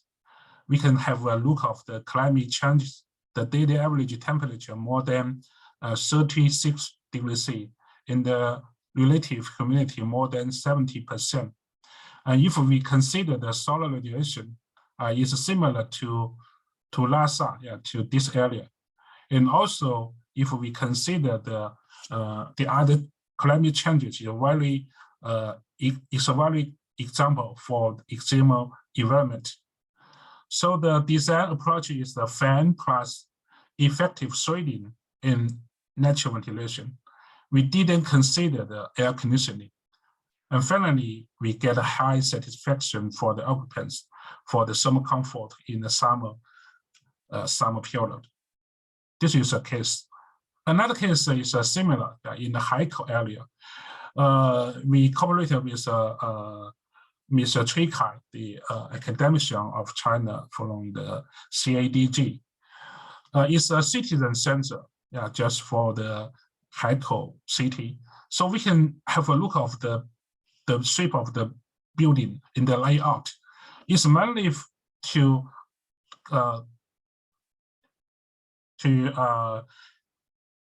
suitable local climate conditions, to introduce the natural ventilation, to open the building, and also to block the sunshine, direct solar radiation in the summer. In this building, the most important approach is to integrate the natural ventilation shading and the other passive strategies together in a very big modern buildings. Okay, another modern buildings is agricultural exhibition hall in Chengdu of China, just southwest. Is the southwest of China. Similarly, we cooperated with Mr. Tsinikas. This building also used the shading. We used the ETFE materials on the roof, and however, we opened the roof with some special design of the outlines, and also we opened the building envelope because this structure just as a very simple buffer to the extreme climate. And here we added the mist spring system. So you see, it's a very good example to integrate the traditional passive strategies. The air conditioning has installed in the independent small extreme holes inside this big roof. So this is another approach. However, we think, except the passive strategies, there are some new technology we should pay attention to. Firstly is the radiative cooling. Radiative cooling was inspired by nature. Just like these pictures you can see, due to the long wave radiation in the night. That means in the morning, we can see the florist on the vehicle on the left of the plan. So we can apply it in buildings, use the passive cooling, use the heat dissipation to the outer space of the Earth. So the most important of the radiative cooling system is to install the materials on the roof of the building. So even in the daytime, it can finish the long wave radiation between the roof and the cold outer space due to the specific shorter wave of the light. So it can achieve passive cooling in daytime. It can get the high solar reflectance and enhance the radiation in the heat dissipation through the atmospheric window. So the performance will be enhanced in the recent 5 years. This picture shows you the research process in the last 40 years. And recently, just 5 years ago, there are many new materials produced to enhance the radiative cooling ability. Here I want to show you is the Numia material. I use the polymer radiation material developed by the University of Colorado. The infrared emissivity greater than 0.93. And when the material is spiked with the silver coating, just like this, the new radiation cooling power of the materials will reach more than 33 watt per square meter under the direct sunlight. This is some experiment data. And recently, these materials has produced, is very thin and the price is affordable. So these polymer radiation materials will have the mass production being carried out. The mixed metamaterial film varies more about 300 millimeter, and the thickness is 50 millimeter. Here, what I want to show you is the real product produced in China. The polymer radiation material has been produced in China recent years and applied in such as airport terminal and the other commercial buildings. Here are some pictures just installed in the roof, in the surface of the buildings. The polymer radiation with the serious analysis, in some condition, this is the hourly cooling pulse. We can see the average cooling power is about 65 watt per square meter. It's very good. That means it's a free cooling machine for us. And these materials has installed in the Haneda Airport, Japan, just in the corridor, installed in the roof, in the facade of the corridor. So with the real experiment result, we can see this corridor has installed the cooling roof materials, and this is not didn't install. So we can find the external surface temperature of two corridors are more than 25 degrees C. In the indoor surface temperature of the ceiling is more than 8 degrees C. And recently, we cooperated with the researchers. This materials also was installed in the Singapore Changi Airport. And similarly, we can find the surface temperature cool down more than 20 to 35 degrees C. And with the 2 years field measurement, the energy saving is about 44%. So I think these materials and this approach will have good application in the extreme hot climate, especially there are stronger solar radiation. Secondly is to utilize the natural source, such as the solar energy. Generally, we just want to use the PV panels to produce electricity to supply the indoor applicants and the other equipments. But maybe there are another approach. We can use the PV panels to integrated with the air conditioning to use this to produce a new approach for the for the summer cooling in the extreme hot area.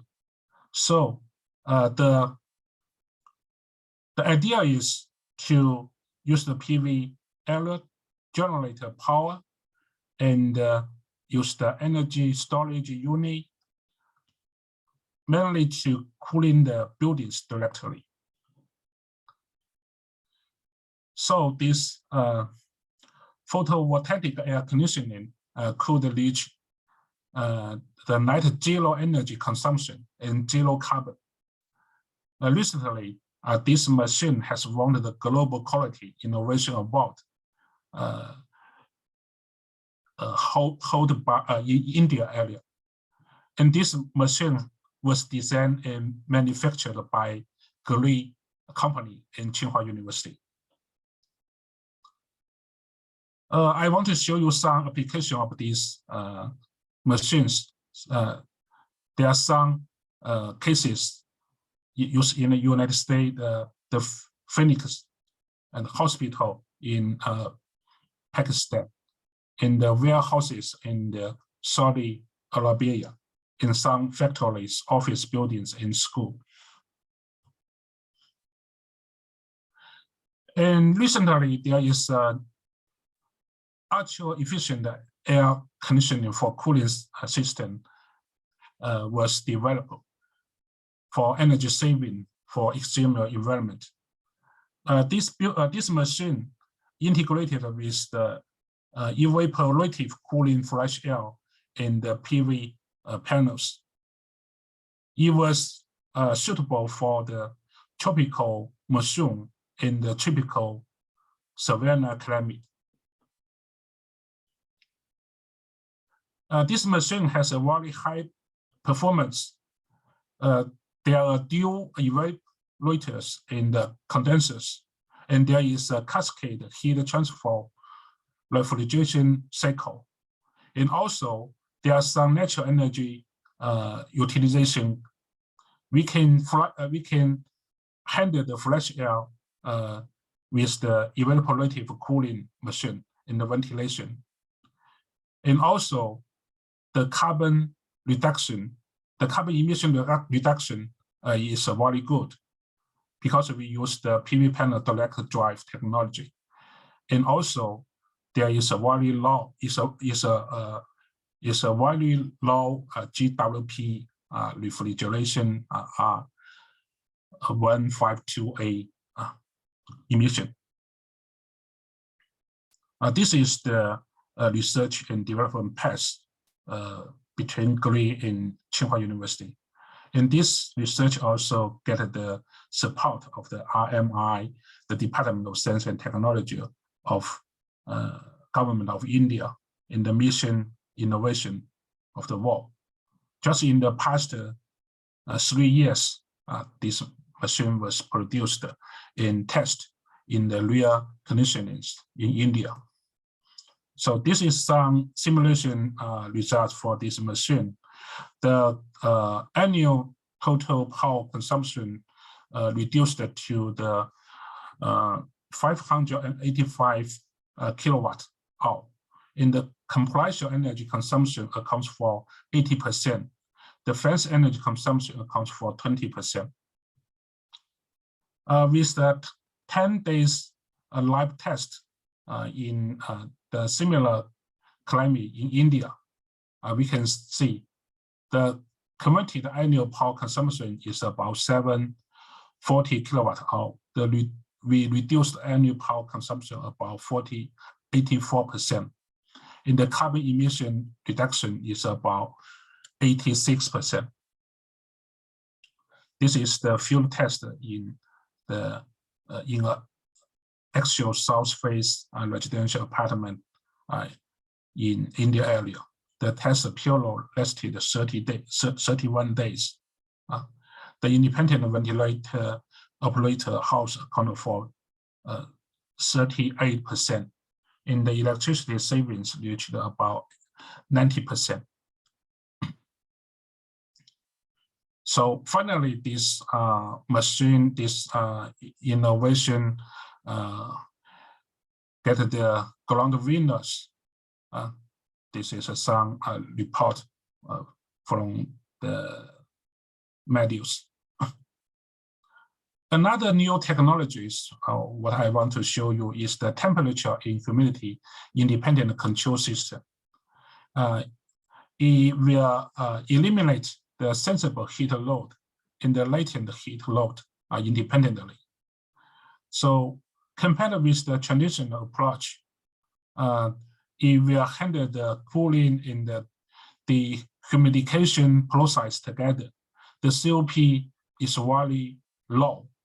But if we can handle the sensible heat load and the latent heat load independently, the COP will be improved about 30 or 40%. This is some process and this is the machine. So we can see the latent heat load will be handled by the liquid desiccant, and the sensible heat load will be improved by the decreasing the demand of the low temperature cold sources. So we can use the high temperature of more than 16 degrees C chilled waters to handle the sensible heat. The COP will be increased more than 35%. And also, if we apply these ideas in the desert area, that means we can also consider the other different approaches. The dry outdoor air will be directly supplied to the indoor environment. In the natural cooling source will be handled the high temperature cooling, the low high temperature but low humidity air.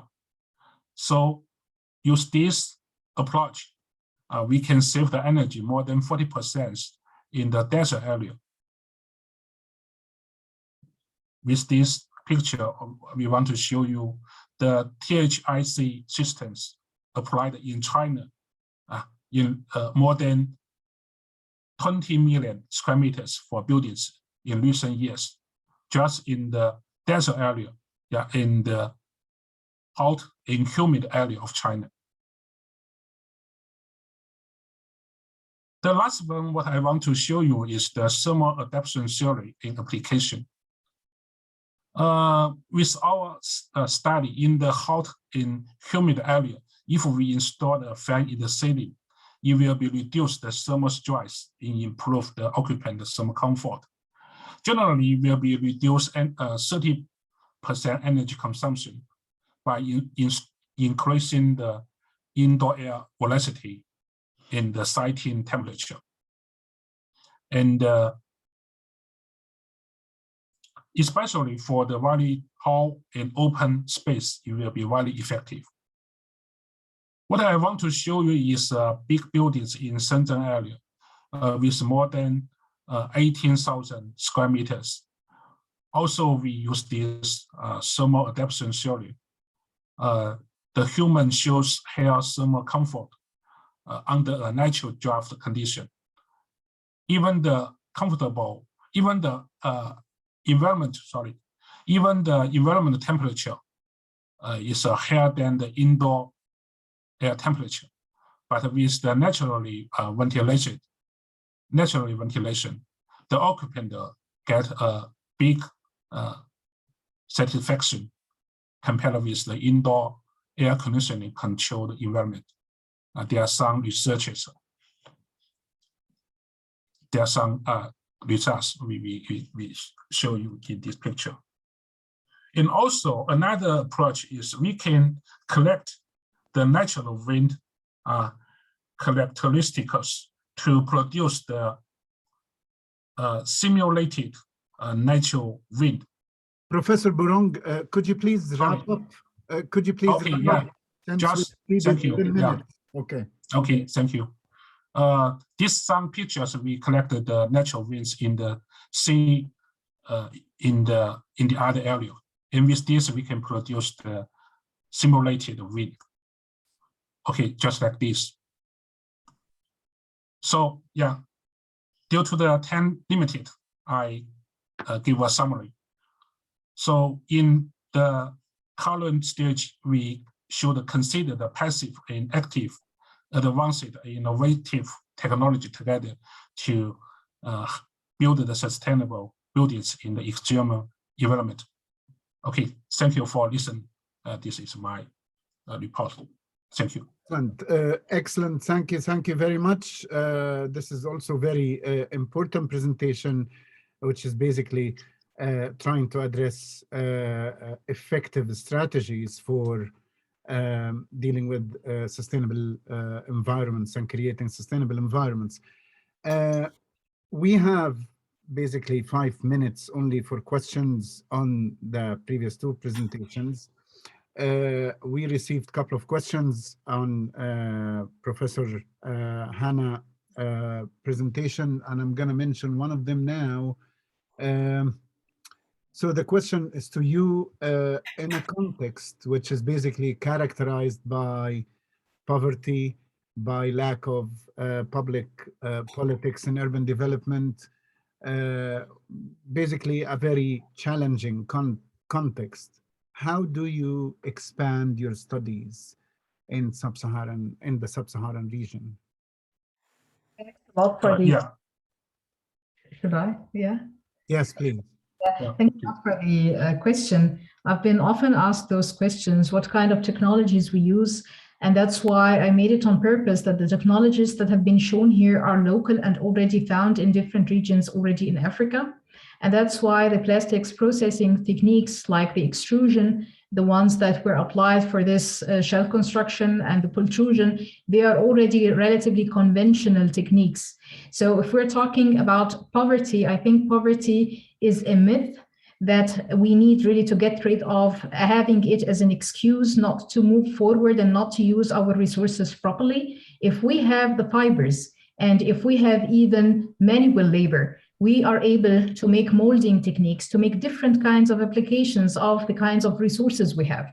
So it is also worth mentioning that as we are talking now, more than 200 people online, and I guess it's also from countries of the sub-Saharan Africa, we are able to connect and we are able to use the current technologies in a very good means. And then similarly, if we are using the local technologies and using the local fibers that we are having already there in land, we are able then to produce different kinds of products, even manually. So there is absolutely no reason to always have this poverty as a myth that we are not able to move forward.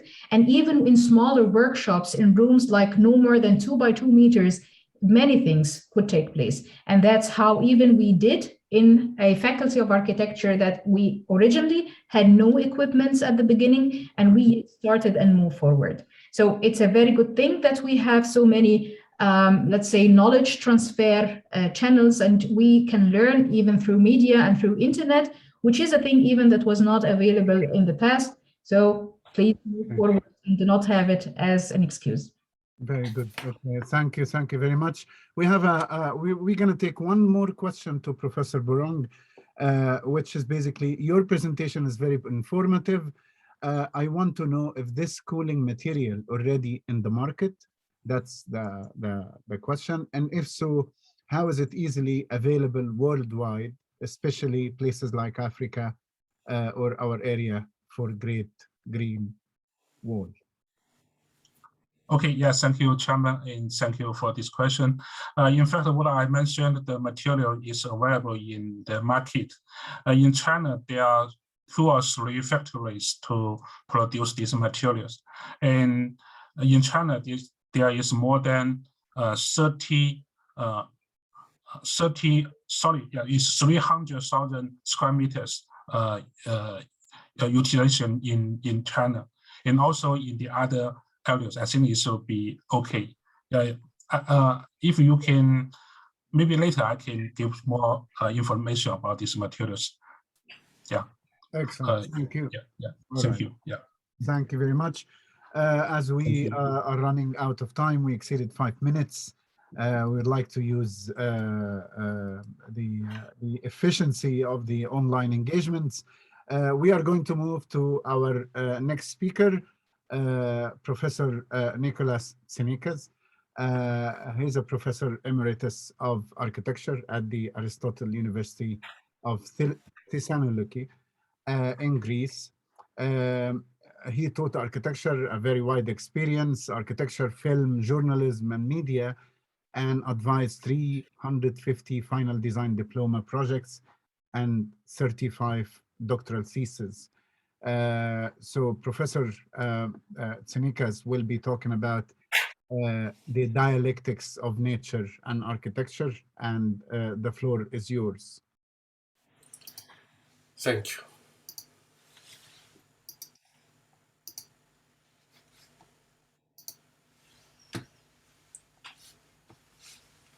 So, dear students and colleagues in architecture, dear friends, ladies and gentlemen, I'm honored to be here to contribute to this webinar about architecture for the Great Green Wall Initiative. I thank the Vice President of UIA, Region 5, Olatokunbo Misore, for his ideas and efforts, and all the fine members of the team who prepared the webinar and the students' competition. My belief after many years of teaching lies in the power of icons. Every icon speaks so loudly that it is equal to many words. So I will present to you many icons, photos, sketches, layouts, materials, example structures with explanations for each of them.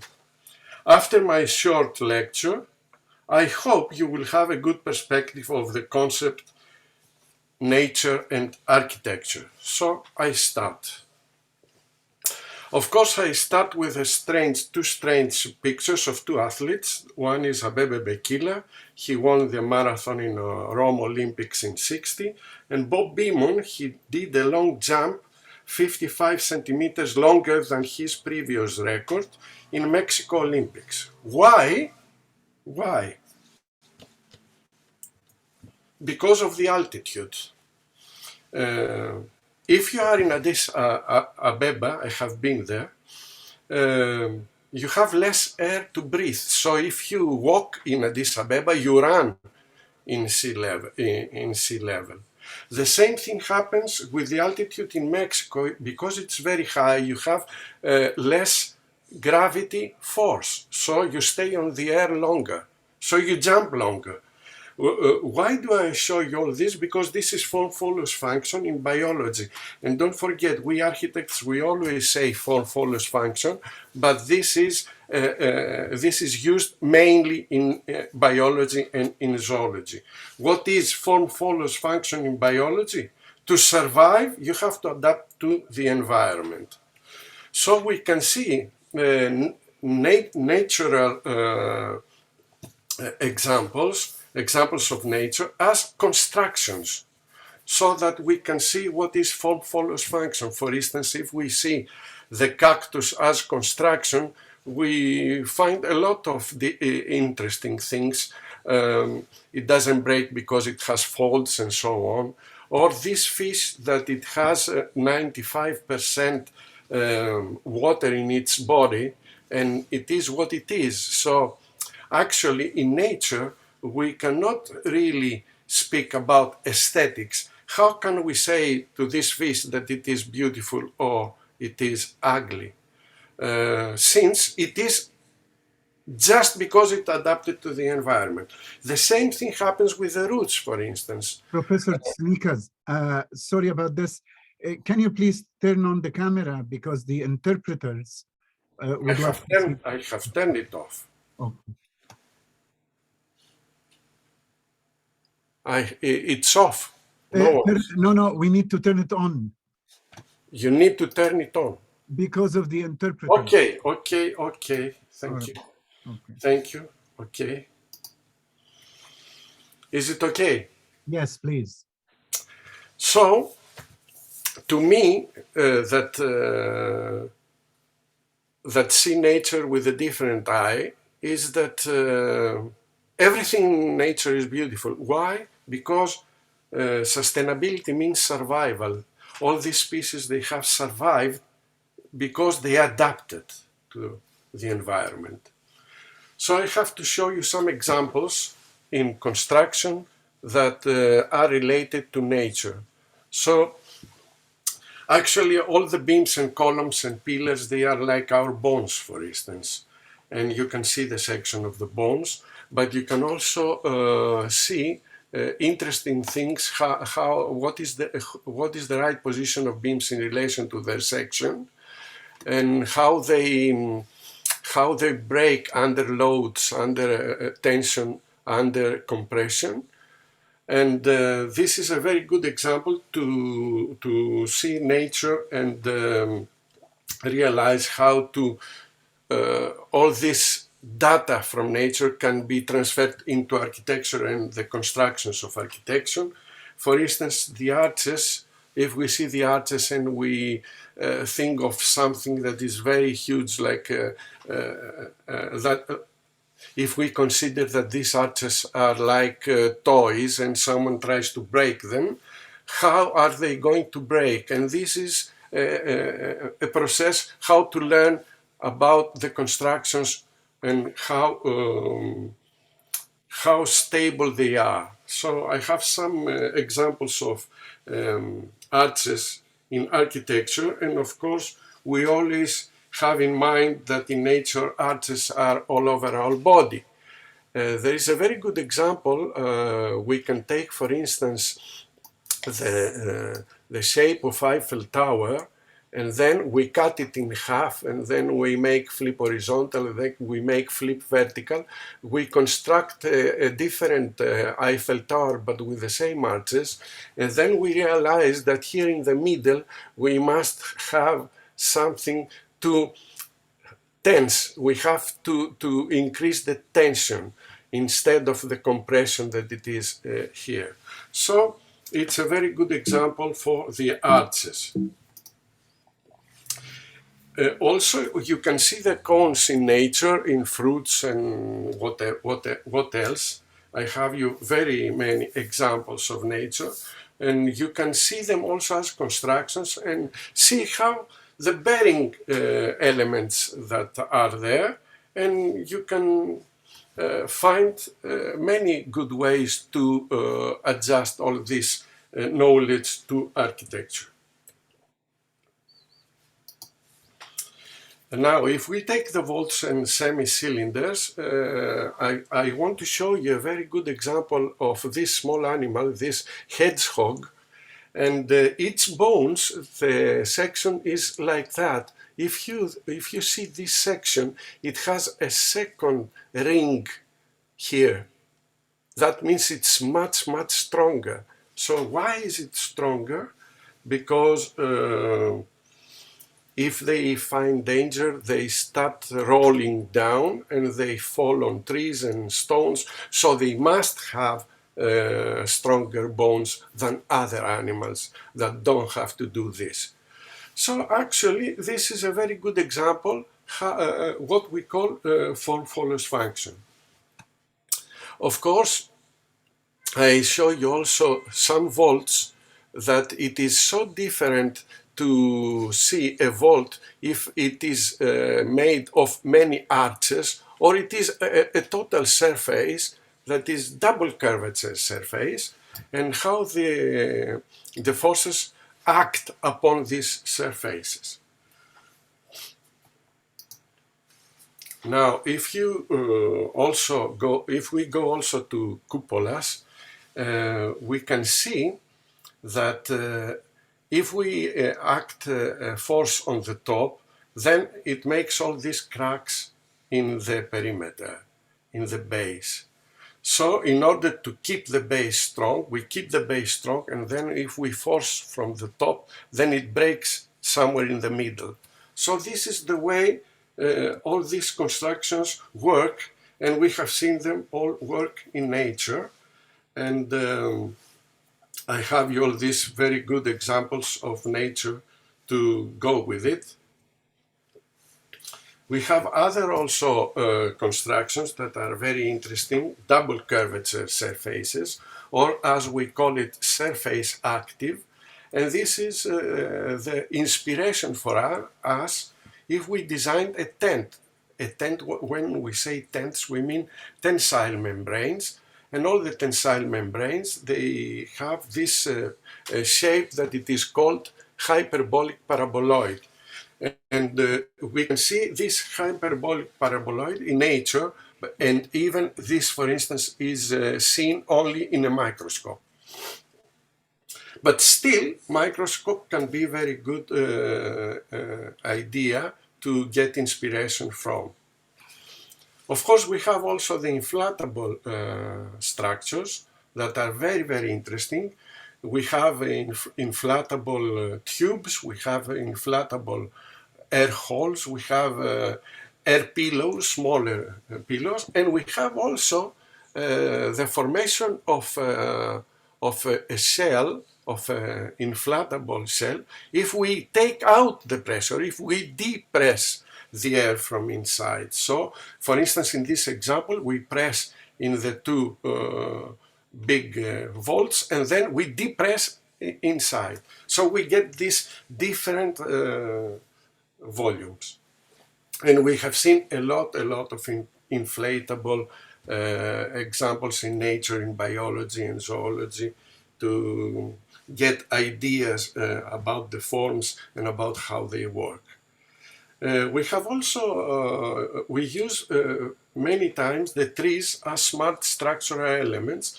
And this is a small example, a cafeteria I was privileged to design in a hospital in our city, Thessaloniki in Greece. And I saw also the trees that they were there on the campus, and I made them by iron, and this is the final example. 10 to 20% of the people say, interesting, but all the rest, they say, what is this? Why is it like that? So I go also to geodesic domes, and if we already know that the domes actually they have 20 hexagons and 12 pentagons, and then if you want to go from this to this, you just multiply the hexagons, not the pentagons. The pentagons are always 12, one here, and one here, and so on. And if you see, again, some radiolaria in the microscope, this is also a geodesic dome. It's totally interesting.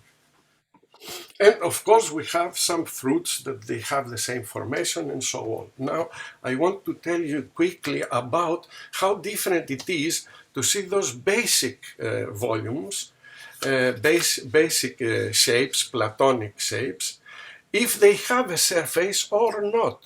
It's so different as construction. If we see them as, without surface, only with beams, or only with rods, then we see that this is unstable. The cube is unstable shape. We have to make it with surfaces to be stable. So this is also a very good example. Now, we have also wired surfaces in architectural construction, and we have done a lot of very beautiful things till now, like this bridge, for instance, from ants. and I consider it that it is really more beautiful than this bridge, although previously I told you that there is no beautiful in nature. But I prefer it in a way, okay? I will not say that it's more beautiful, I prefer it. And I prefer also all this. For instance, this is the egg. This is the shell of the egg, of the white egg. Okay, so it is a fantastic wire surface. It breathes, it doesn't break, and all these things. So you can get a lot of ideas and lessons from seeing nature. Then I will show you also some joints, because you know all our bones, they have joints. And for instance, this idea here on the left is based on the bones of our head. I mean, this is how the bones in our head, they are connected.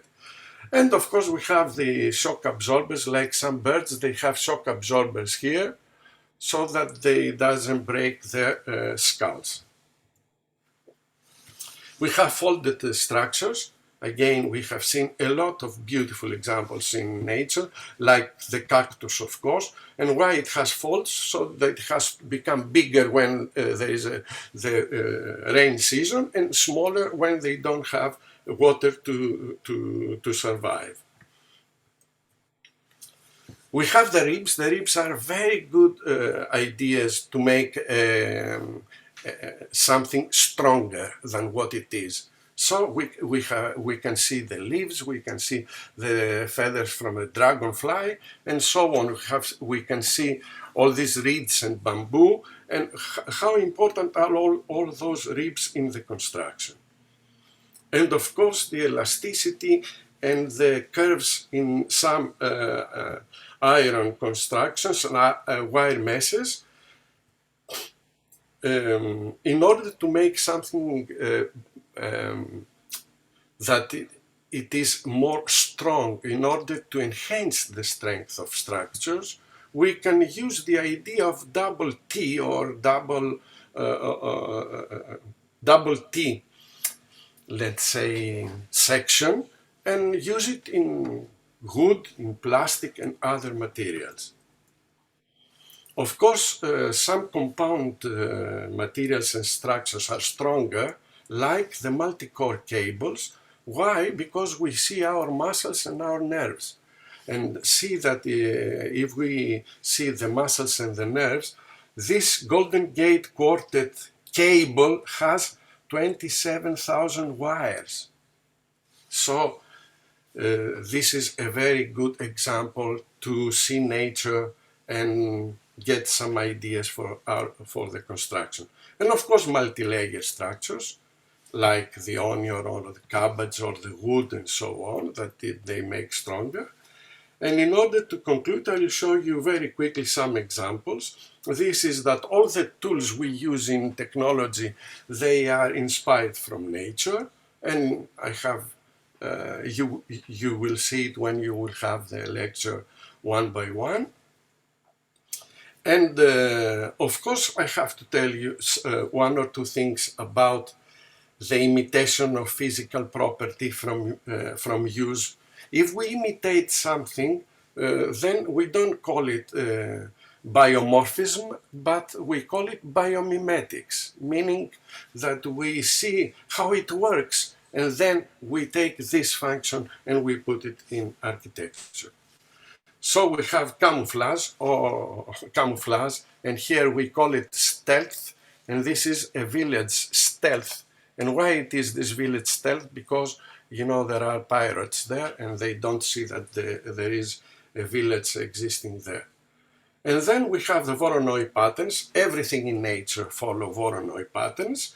And you can see how many examples you can find in order to inspire to your solutions. And I finish with the exoskeletons, bone structures. We can see life at the bottom of the sea and get inspired. We can see the architects of nature. You can compare this bird cage with this we do it, humans and animals. I prefer this. And we can see also microcosmos, I told you already. And I finish by Richard Rogers and Norman Foster by Eva Zirisna, a very good architect. She showed it to us one day as, as humor. And this is Thessaloniki from above. From my heart, thank you for listening. Thank you so much for this also inspiring presentation, and it's really open the road for drawing analogies from nature, which are really very important to living architecture. We can have one question. I can see one question available. Is it possible to replicate these natural elements and forms with parametric design architecture? Yes, I think so. Okay, so yes, and a lot of people are working in that field. Mm-hmm. And already, for instance, they have taken the fur of the white bears, the pollock bears, and they use them in materials for some thermal insulation, Mm-hmm. and so on. Mm-hmm. We have a lot of examples. Okay, yeah. And they are working. You have seen, and the other speakers, they have already said that. Mm-hmm. Thank you very much.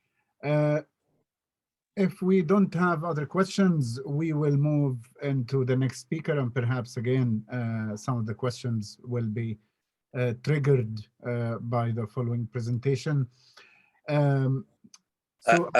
Ashraf, yes. I would like to, I have to go because my battery is going out, but Okay. I want to congratulate everybody on the name of the International Union of Architects. Your coordination, Ashraf, has been fantastic, and all the presentations have been great, really excellent, and this gives us a lot of hope for the competition of the students for the Green Wall activation. So many good ideas are coming out everywhere, and we have to accomplish a lot from you. So thank you very much to everybody. Sorry that I have to go. Thank you. Bye. Thank you very much for the president of the UIA. We are going to our next speaker, and I'm just going to introduce Professor Hanaa. Just a second. Okay, our next speaker is Professor Hanaa Heringer. She's an architect and honorary professor of the UNESCO Chair of Earth and Architecture, Building Cultures and Sustainable Development. Notably, her PhD doctoral work, the METI school in Rudrapur, Bangladesh, won the Aga Khan Award for Architecture in 2007. Of course, you can go over her bio and the webpage. Professor Heringer will be presenting on how architecture is used as a tool to improve lives of communities. So please, the floor is yours. Thank you very much. Thank you, UIA Africa, for inviting me. Although I'm not an African, but sort of all of us have our origins, of course, in this wonderful continent, the cradle of humankind. Yes, as you already said, architecture is a tool to improve lives. I really firmly believe in it. Unfortunately, also the opposite is true. Architecture can destroy. We deal with a lot of resources, money, materials, and we can do a lot of harm to the environment. But also we have a lot of potential because we deal with so many resources. We really have a powerful tool to have an impact on social justice, and of course also the responsibility to keep our planet healthy for the future generations. Yes, as I said, I'm from Europe. Of course, I have a different perspective, or I don't have the African perspective, but I believe, you know, we have one planet, we are one humankind, and I can only share my personal path to architecture and my constant learning process.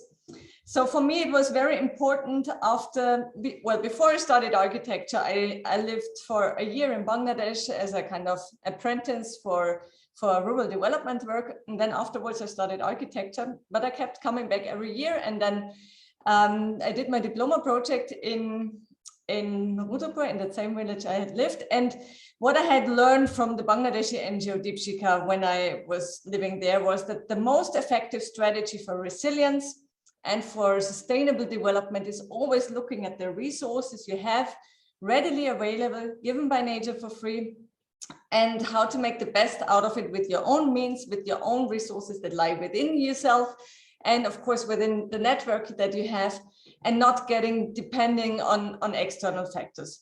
And this is exactly what I tried to transform into translate into architecture several years later. In terms of materials, I didn't have to look far.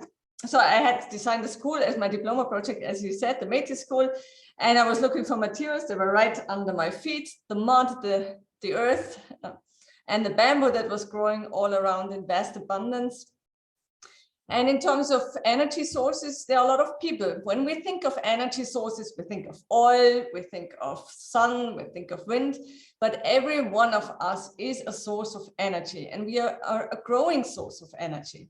And if we don't use this source of energy, we also create a social problem, because ultimately every person, every human being wants to be needed, wants to kind of bring in her talents to the society and be needed. And I think this is a very important resource that, especially in architecture, we can include a lot of people. So for me, creating work is a very essential element of all the projects that I'm doing.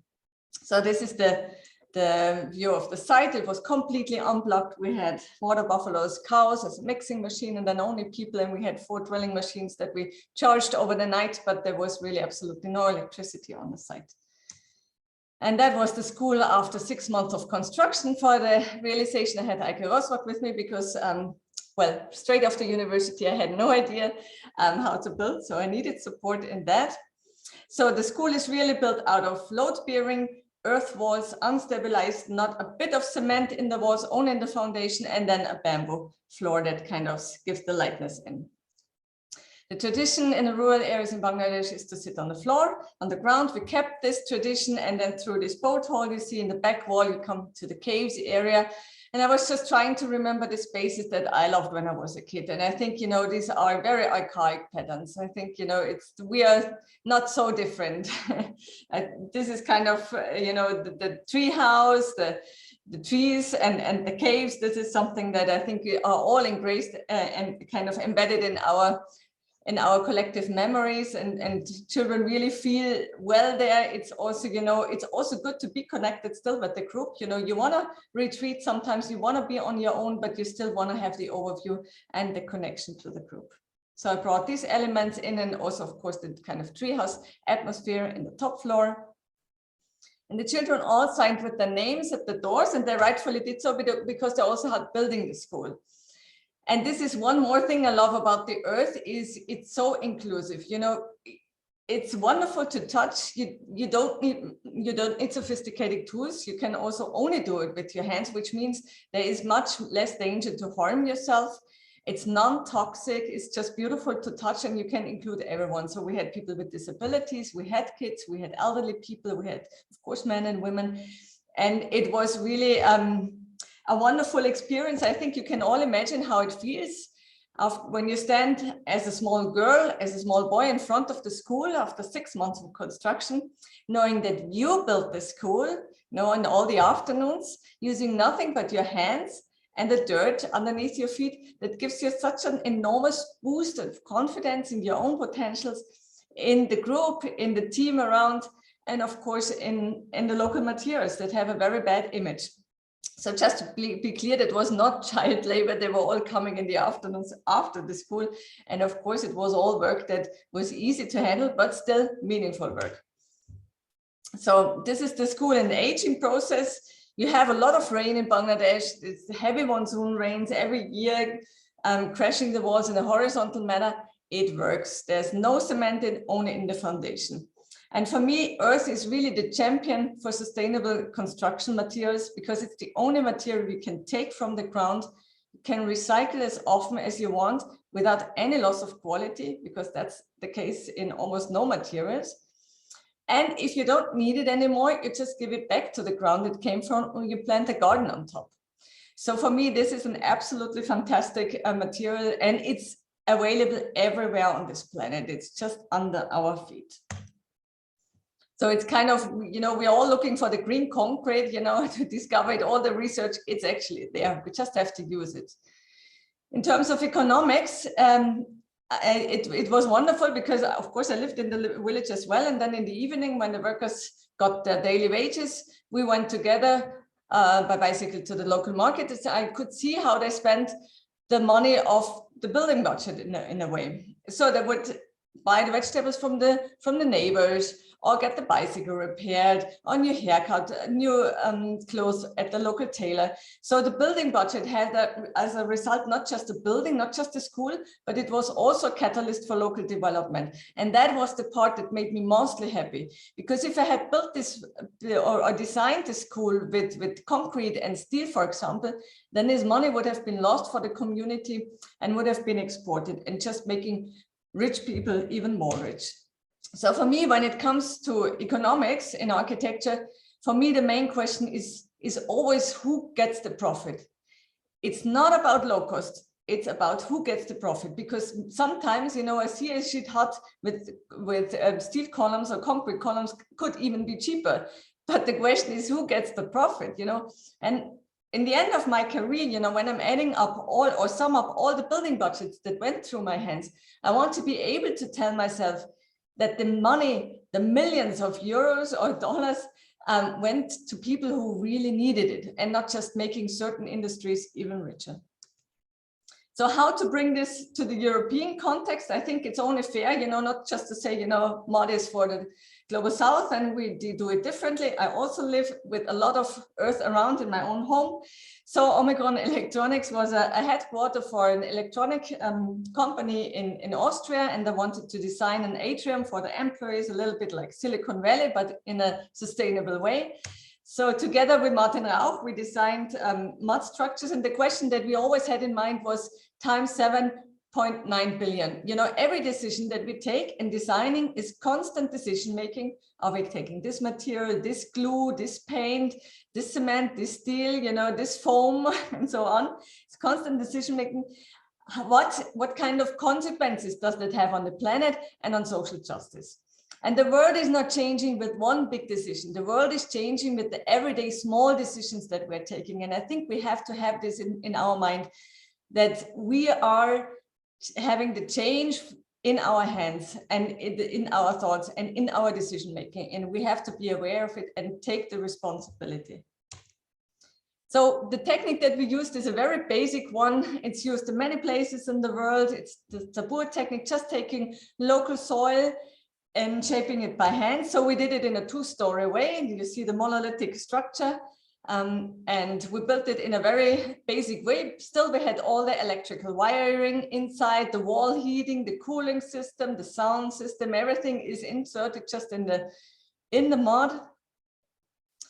And that's the kind of the cozy archaic space for the employees and the kind of power nap niches. And for me, fascinating thing was that we kind of polished the surface. It is just mud, but when you polish it at the right moment with lots of craftsmanship and good craftsmanship, it becomes shiny as a semi-precious stone, although it's just a dirt. Yeah, we had several structures there, all with wood and earth, and also non-violent silk from the Leprosa project in India. So the underlying approach of all the projects, no matter if it's in the Global South and the Global North, anywhere, is local materials plus local energy sources, especially people, plus global knowledge. I think the knowledge should not be limited to a space. It should always be accessible and then applied to the local conditions. And of course, it's difficult, for example, in Europe to build, to rotate with water buffaloes, to mix the mud as we did it in Bangladesh. So you need different tools to work with the very same materials. So in that case, it's prefabricated rammed earth elements for the Herzog-Dömeron project of Ricola Herb Center that my colleague Martin Rauch developed this technology. So this is kind of prefabricated rammed earth elements that is done in his new factory, which is an amazing project, taking enormous load of load. Even the crane is sitting on the earth wall. So the material is strong, and you see the machinery. In Europe, you can also, or not just in Europe, you can of course also work with a lot of high-tech tools too with that material. It might be, you can use it low-tech, you can use it high-tech, you can also mix and whatever makes sense to the context. I know that there are ideas also now to blend this sort of factories also in Nigeria, this kind of rammed earth factories. And I hope there's one in Paris. So I hope these ideas are spreading more and more, because we have a lot of excavation, every underground parking, every foundation, every canal, every metro line that we are digging has this, brings, this kind of resources, and to bring it in the factories, in local factories, and get out the building blocks to build our sustainable homes would be just a wonderful thing to do. And then, you take these blocks and you join it together, and it looks completely monolithic. Once the wall is dry, you see it, this one on the front is already dried. It is not Photoshop. It comes over then completely monolithic. It's also a project that I did together with Martin Rauch. It's the Rosanna Waldhaus, which also won the European Bauhaus Award 2021. So it's a health center built with load-bearing timber structures, lots of earth in manifold ways, and also fibers like willow facade. So I think, this kind of materials, fibers, timber, bamboo, and earth are really the materials for sustainable construction in future. A project I'm currently working on is for the Salesians of Don Bosco in Ghana, very much in the rural areas. And what you see on the left side is the master plan for an educational campus that we got from Ghana. And while you see it all around, it's this vibrant, beautiful, rhythmic settlement patterns that you find all around in that area. And I thought, why it's, it's of course not an African typology, what we have on the left side. It's kind of what we have transported from Europe over decades of missionary times, colonialism and development aid and all these things that, a school campus has to be, proper in linear grid systems. We need to incorporate also the beautiful culture and this beautiful cultural diversity in those kind of master plans. It's a disaster if we lose this beautiful culture. So I try to twist this kind of pattern or the layout and try to bring in the characteristics again of the small courtyards, also, trying to bring in always also vernacular parts, kind of, what you find there, so that the memories are kept and the techniques are kept. And right now, what you see is the construction side of this one. It's the first school building. So that's how I'm designing, completely low tech. I design on clay models. It's the next scale, and then it comes 1-to-1 scale on the site. Katharina Kohlroser, my manager on site. We are only women in my office. And this is how the site is growing up. And we also have a lot of beautiful women on the site, like Stella. And this for me is a very beautiful picture, because, the Catholic Church, of course, such as like all other organizations, they came with money, with power, with education, usually abandoned the vernacular materials and built with concrete, built with brick and so on. And of course, this is highly influencing the image that we have on the local materials. And for me, this is an important message, that, to raise the trust in people that what you have is all you need to make something really beautiful. And this is, I think, the main thing, that we have to relearn to trust in whatever we have around, and not thinking, it's never enough, because that's a common thing, I think, common topic all around in every kind of culture. Okay. Yeah, the last, less concrete, more earth. You probably heard it already. I'm very much in favor of earth. And the last project I want to show is the Worms project. It's an altar for a 1,000-year-old cathedral, for the birthday of this cathedral in Worms. It's a very historic place in Austria. And you see all the gold in the background, the famous architect Balthasar Neumann. And we won this competition. We said, you know, we're not coming with the ready-made altar. We're bringing the tools, and we take the local materials, and the community comes together, and we are ramming the altar on our own. So, you know, there's a lot of learning from building in a context such as Ghana or Bangladesh. You know, you never just build a building, you also have the chance to build up a community. And, you know, this build is, or this kind of picture is very important to me. You know, we have so many lonely people in Europe. We are lacking of good relationships. We're not lacking of materials.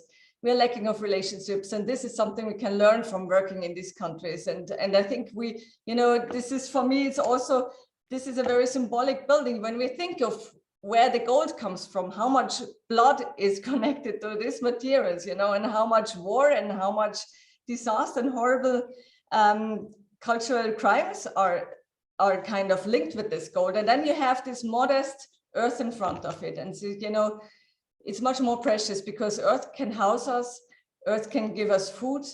And I think, you know, we really have to join all our forces together, that we care for the earth that is caring for us. So we always think, you know, form follows function. That's the kind of mantra that we learned in architecture schools, but our challenges are much more complex than that. There are a lot of good-looking buildings around, a lot of functional buildings around, but that's not enough anymore. We need really beautiful projects and in architecture. The question always is, what is beauty? Well, to me, beauty is a formal expression of love. And if we build and act out of love towards others, towards the planet, towards people, we naturally also do it sustainably. So for me, the hope is that we kind of exchange form follows love with form follows function with form follows love. Thank you. Thank you so much for a wonderful presentation and excellent inspiration for all of us. Do we have questions? I'm sure some of the slides we have seen would raise a lot of questions. We have time for maybe 1-2 questions maximum before we wrap up, and then give the floor to Mr. Omisori.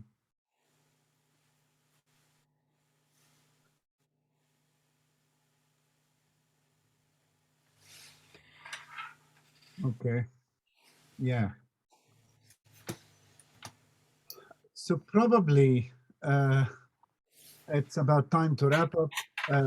And I would say there is a significant number of lessons we should learn from in these presentations. And I would see, I'm just going to wrap up very quickly and say a few words from each presentation. Cordelia is focusing on culture and history as critical parameters that manifest in materials, in building expertise, in ideas, and we need to learn from that. David utilizes his or Sustainable Development Goals as an underpinning discourse for his education practice and teaching, trying to engage with a number of concepts and ideas, scientific exploration, empowering students with local knowledge. These are very important qualities that we aspire to achieve, in addition, of course, to artistic exploration. Hanaa is offering really very sophisticated and at the same time simple. And sophisticated here doesn't mean difficult, but it means simple with enough thought and on how bottom-up approaches can translate into design, can translate into building. Peuvent se traduire par un design. Into building. Please mute Annie. Annie, please mute.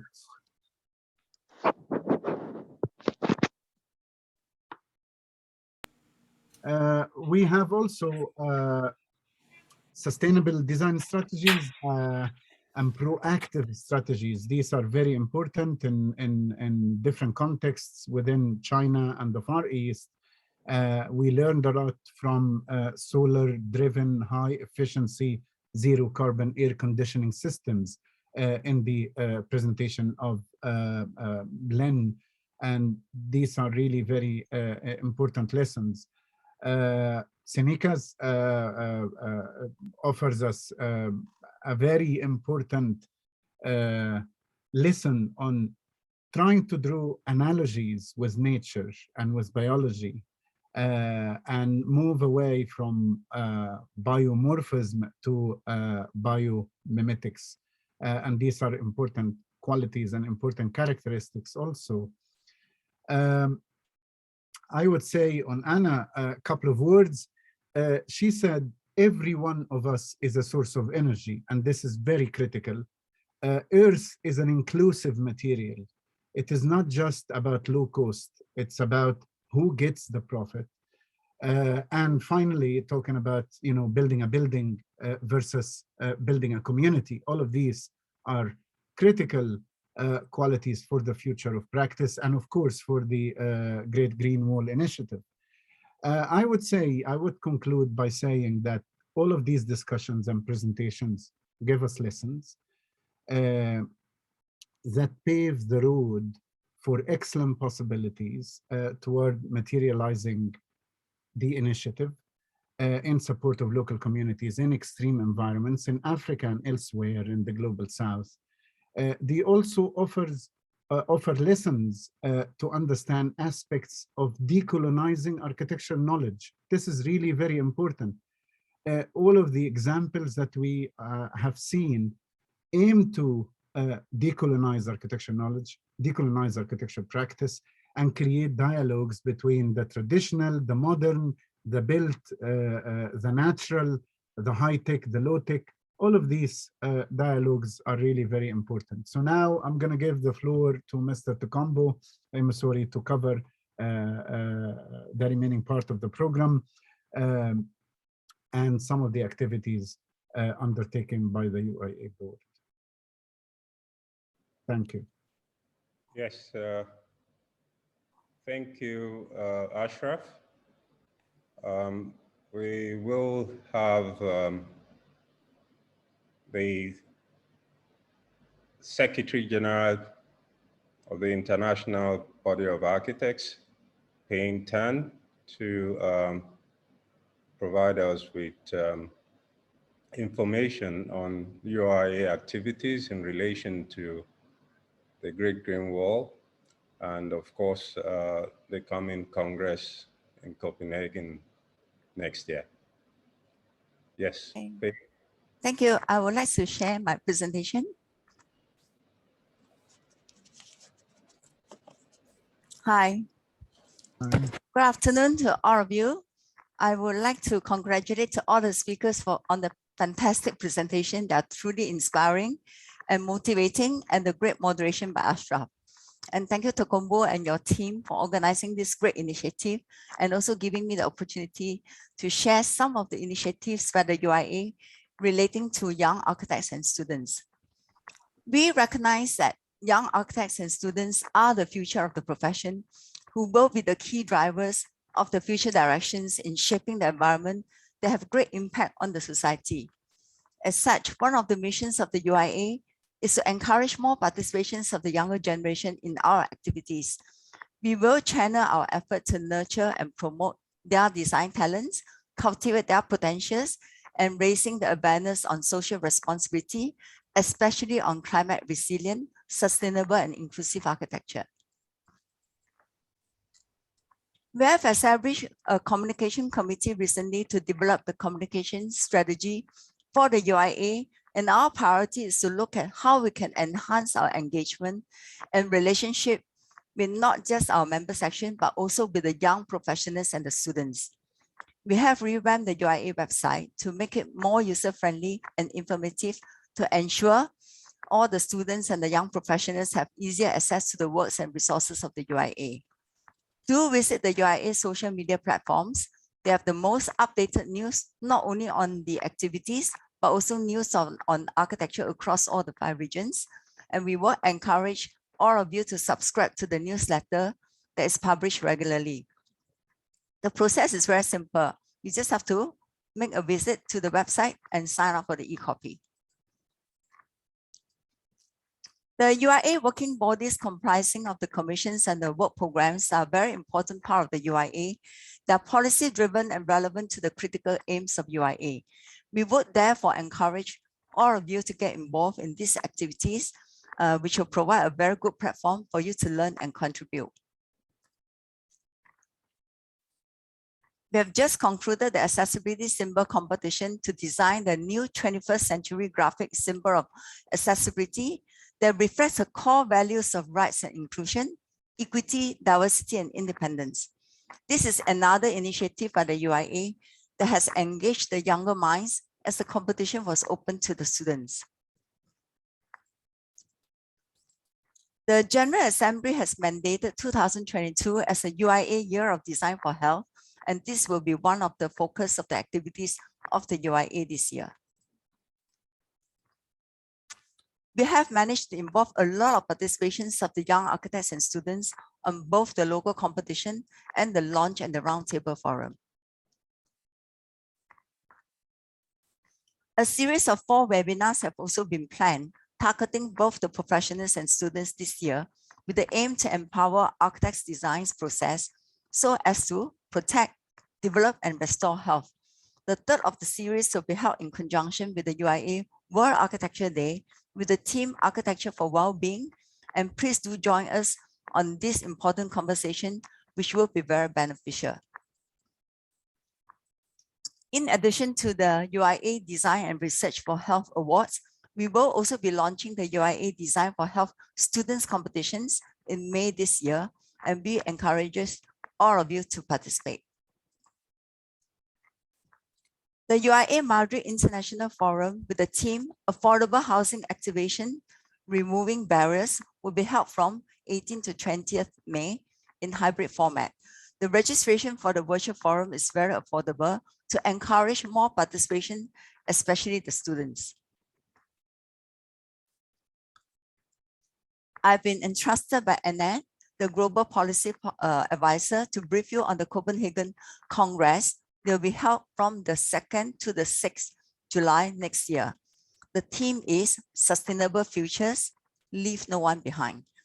The focus is on architecture's contribution to the achievement of the 17 Sustainable Development Goals. Architecture has a crucial role to play in shaping our lives, leaving no one behind. And leaving no one behind is the overarching principles of the 17 SDGs, and the Congress is planned with the hope that it will be the most valuable in the history of the UIA.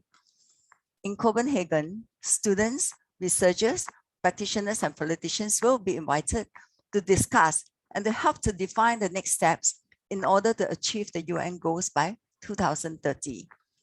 Architecture interacts with all the 17 goals that have been articulated into 6 themes and the 5 tracks on research, practice, youth, industry, and social that show the interconnections between the goals and will be featured in the most interesting ways. As such, the Great Green Wall initiative is very much appreciated as an initiative of ideas and efforts to change our mindset, especially that of the younger ones, to make our world a better place to stay and to live for all of us. UIA and the Danish sections are very happy to be part of this Great Green Wall initiative and to work on how we can involve the competition winners and others in the Copenhagen Congress and make the results and ideas become more widespread. Please do visit the Congress website and the video for further information. It is also easy to sign up for the newsletter, which is the best way to be updated on the details of the Congress. I was often asked, what are the advice I would give to the young generation to stay abreast? And the following are some of the key points which I would like to share. Professionalism and integrity are very important virtues. Respect is earned and not demanded. Don't aspire to be successful, but strive to be excellent. Overcome your self-imposed dogma and prejudice and stay empowered, believe in yourself, and set the sky as a limit. Constantly upgrade your skill and knowledge, adapt and embrace all the fast-changing technology to stay relevant. Stay focused, positive and committed. Don't let failure break you and take it as a lesson. Determination, perseverance, and patience are important elements of success, and build on your strength and develop your potential and learn to deal with your weakness. The world does not offer a level playing field, and so take challenges as an integral part of life and learn to deal with them. Love what you do and do great in what you love. And I would like to end my presentation by reiterating this. Have a dream, but a dream will only become a reality with passion, commitment, hard work, perseverance, and courage. And be amazing and be driven by passion. Because no matter where you are and what you do, if you have the passion, then success will follow. All the best to all your endeavors, and thank you once again. Thank you, Payne. Thank you. Yes. I'll call on Annie Joga, a Senegalese architect, and until a few months ago, a deputy mayor of the historical Gorée Island in Senegal. He's also a president of the Urban Mobility and Infrastructure Commission Senegal. She created the only existing school of architecture in Dakar with 2 others in 2008. A coordinating member of the Great Green Wall team for the French-speaking countries within the Great Green Wall Belt and beyond. Annie, please give a vote of thanks before my closing remarks. Thank you. Merci Tokumbo. Je me rends compte qu'il n'y a plus de traduction, c'est ça? La traduction est terminée. Je vais donc parler en français. Avant de il y a la traduction? Yes, Ok, d'accord, j'arrivais pas à la voir. Je voulais, avant de remercier au nom de toute l'équipe de la Grande Muraille,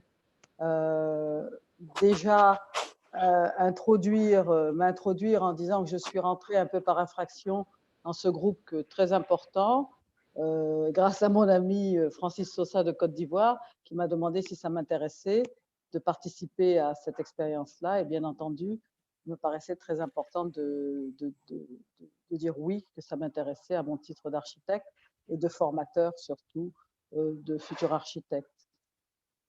Je voulais féliciter et remercier toutes les interventions qui se sont faites, les intervenants de très bonne qualité, des interventions très intéressantes. Donc, remercier toutes ces personnes qui ont bien voulu se prêter à ce premier webinaire. Je voudrais également, à mon titre de coordinateur pour l'Afrique de l'Ouest et parlant au nom de toute l'équipe de la Grande Muraille, remercier les membres du secrétariat de l'IUA qui, sans eux, beaucoup de choses n'auraient pu être faites, les interprètes notamment, et les différentes personnalités de l'IUA qui ont, elles aussi, été présentes tout au long de ces différents webinaires préparatoires. Et un grand merci particulier à M. Vassilis Goutas, très impliqué dans le processus, bien entendu avec d'autres personnes. Et pour finir, je voulais remercier surtout Tokumbo, qui est pour moi, il me semble être une machine à travailler, et j'avais beaucoup de difficultés à le suivre. Et bien entendu, les remerciements vont aux près de 200, je suppose, étudiants, en tout cas de gens qui manifestaient un intérêt à participer à ce webinaire, puisque j'ai vu par moment que nous étions plus de 200. Cela veut dire que de nombreux étudiants sont déjà informés, sont sûrement intéressés et qu'ils vont continuer de suivre le webinaire et qu'ils vont participer à ce concours, qui me paraît un concours très, très important. Je pense que, si je peux me permettre, j'avais 2 minutes, mais il me reste encore quelques secondes, si je peux me permettre de donner un avis général sur l'ensemble de ces interventions, c'est qu'il manquait peut-être une petite partie, c'est-à-dire là où beaucoup de recherches dans le monde entier se font, et il s'agit de travailler sur un sujet spécifique qui va de Dakar à Djibouti. C'est l'Afrique sahélienne. Il manquait peut-être la dimension de la recherche dans cette zone-là. Peut-être qu'on n'a pas eu le temps de trouver des chercheurs, ou peut-être qu'ils sont rares, je ne sais pas, mais je pense qu'ils existent. Mais ce que je voulais rajouter, c'est qu'il n'y aura pas de bonne collaboration si la recherche ne se fait pas dès le départ tous ensemble. C'est-à-dire qu'on peut faire les meilleures des recherches en amont, dans les pays développés, et si c'est pour l'expérimenter sur le sol Afrique ou autre sol où il y a une extrême pauvreté et où justement il faut trouver des solutions et donc travailler dans la recherche, si elle ne se fait pas en amont, si on ne la fait pas tous ensemble, eh bien les choses risquent de ne pas marcher. Voilà, je vous remercie tous et que la bonne continuation à ce très beau projet. Thank you, Annie. To all, we've had a great and useful interactive webinar. Our way forward, committed to the future, will launch the Great Green Wall Initiative International Union of Architects Students Single Stage Ideas Competition on the 18th April 2022 to all students of architecture and landscape architecture worldwide. Participants are to provide creative ideas in harmonizing shelter that will exude originality and innovation. This UIA students competition will be driven by inspirational ideas for sustainability, mobility, and opportunity. Creative ideas will not just produce great art in this instance. It will produce great wealth of opportunities. The prize winners and honorable mentions will be showcased at Egypt COP27, 7 to 8 November 2022. And thereafter at the International Union of Architects Copenhagen Congress, July 2nd to 6th, 2023. In Copenhagen, we intend to launch an open access digital Great Green Wall Research Hub, which will promote, among others, architectural education and facilitate exchange among students, lecturers, and practitioners worldwide. Our Great Green Wall team advisor, Honorary President Vasilis, a pillar of encouragement, recently shared that in the Olympic spirit of sportsmanship, the most important thing is not to win, but to take part. The essential thing is not to have conquered, but to have fought well. A quoting from Pierre de Coubertin. To our targeted audience and all, I share Louis Dorfman's quote: creativity is essentially a lonely art, an even lonelier struggle. To some, a blessing, to others, a cause. It is in reality the ability to reach inside yourself and drag from your very soul an idea. Thank you all, and thank you for this great time.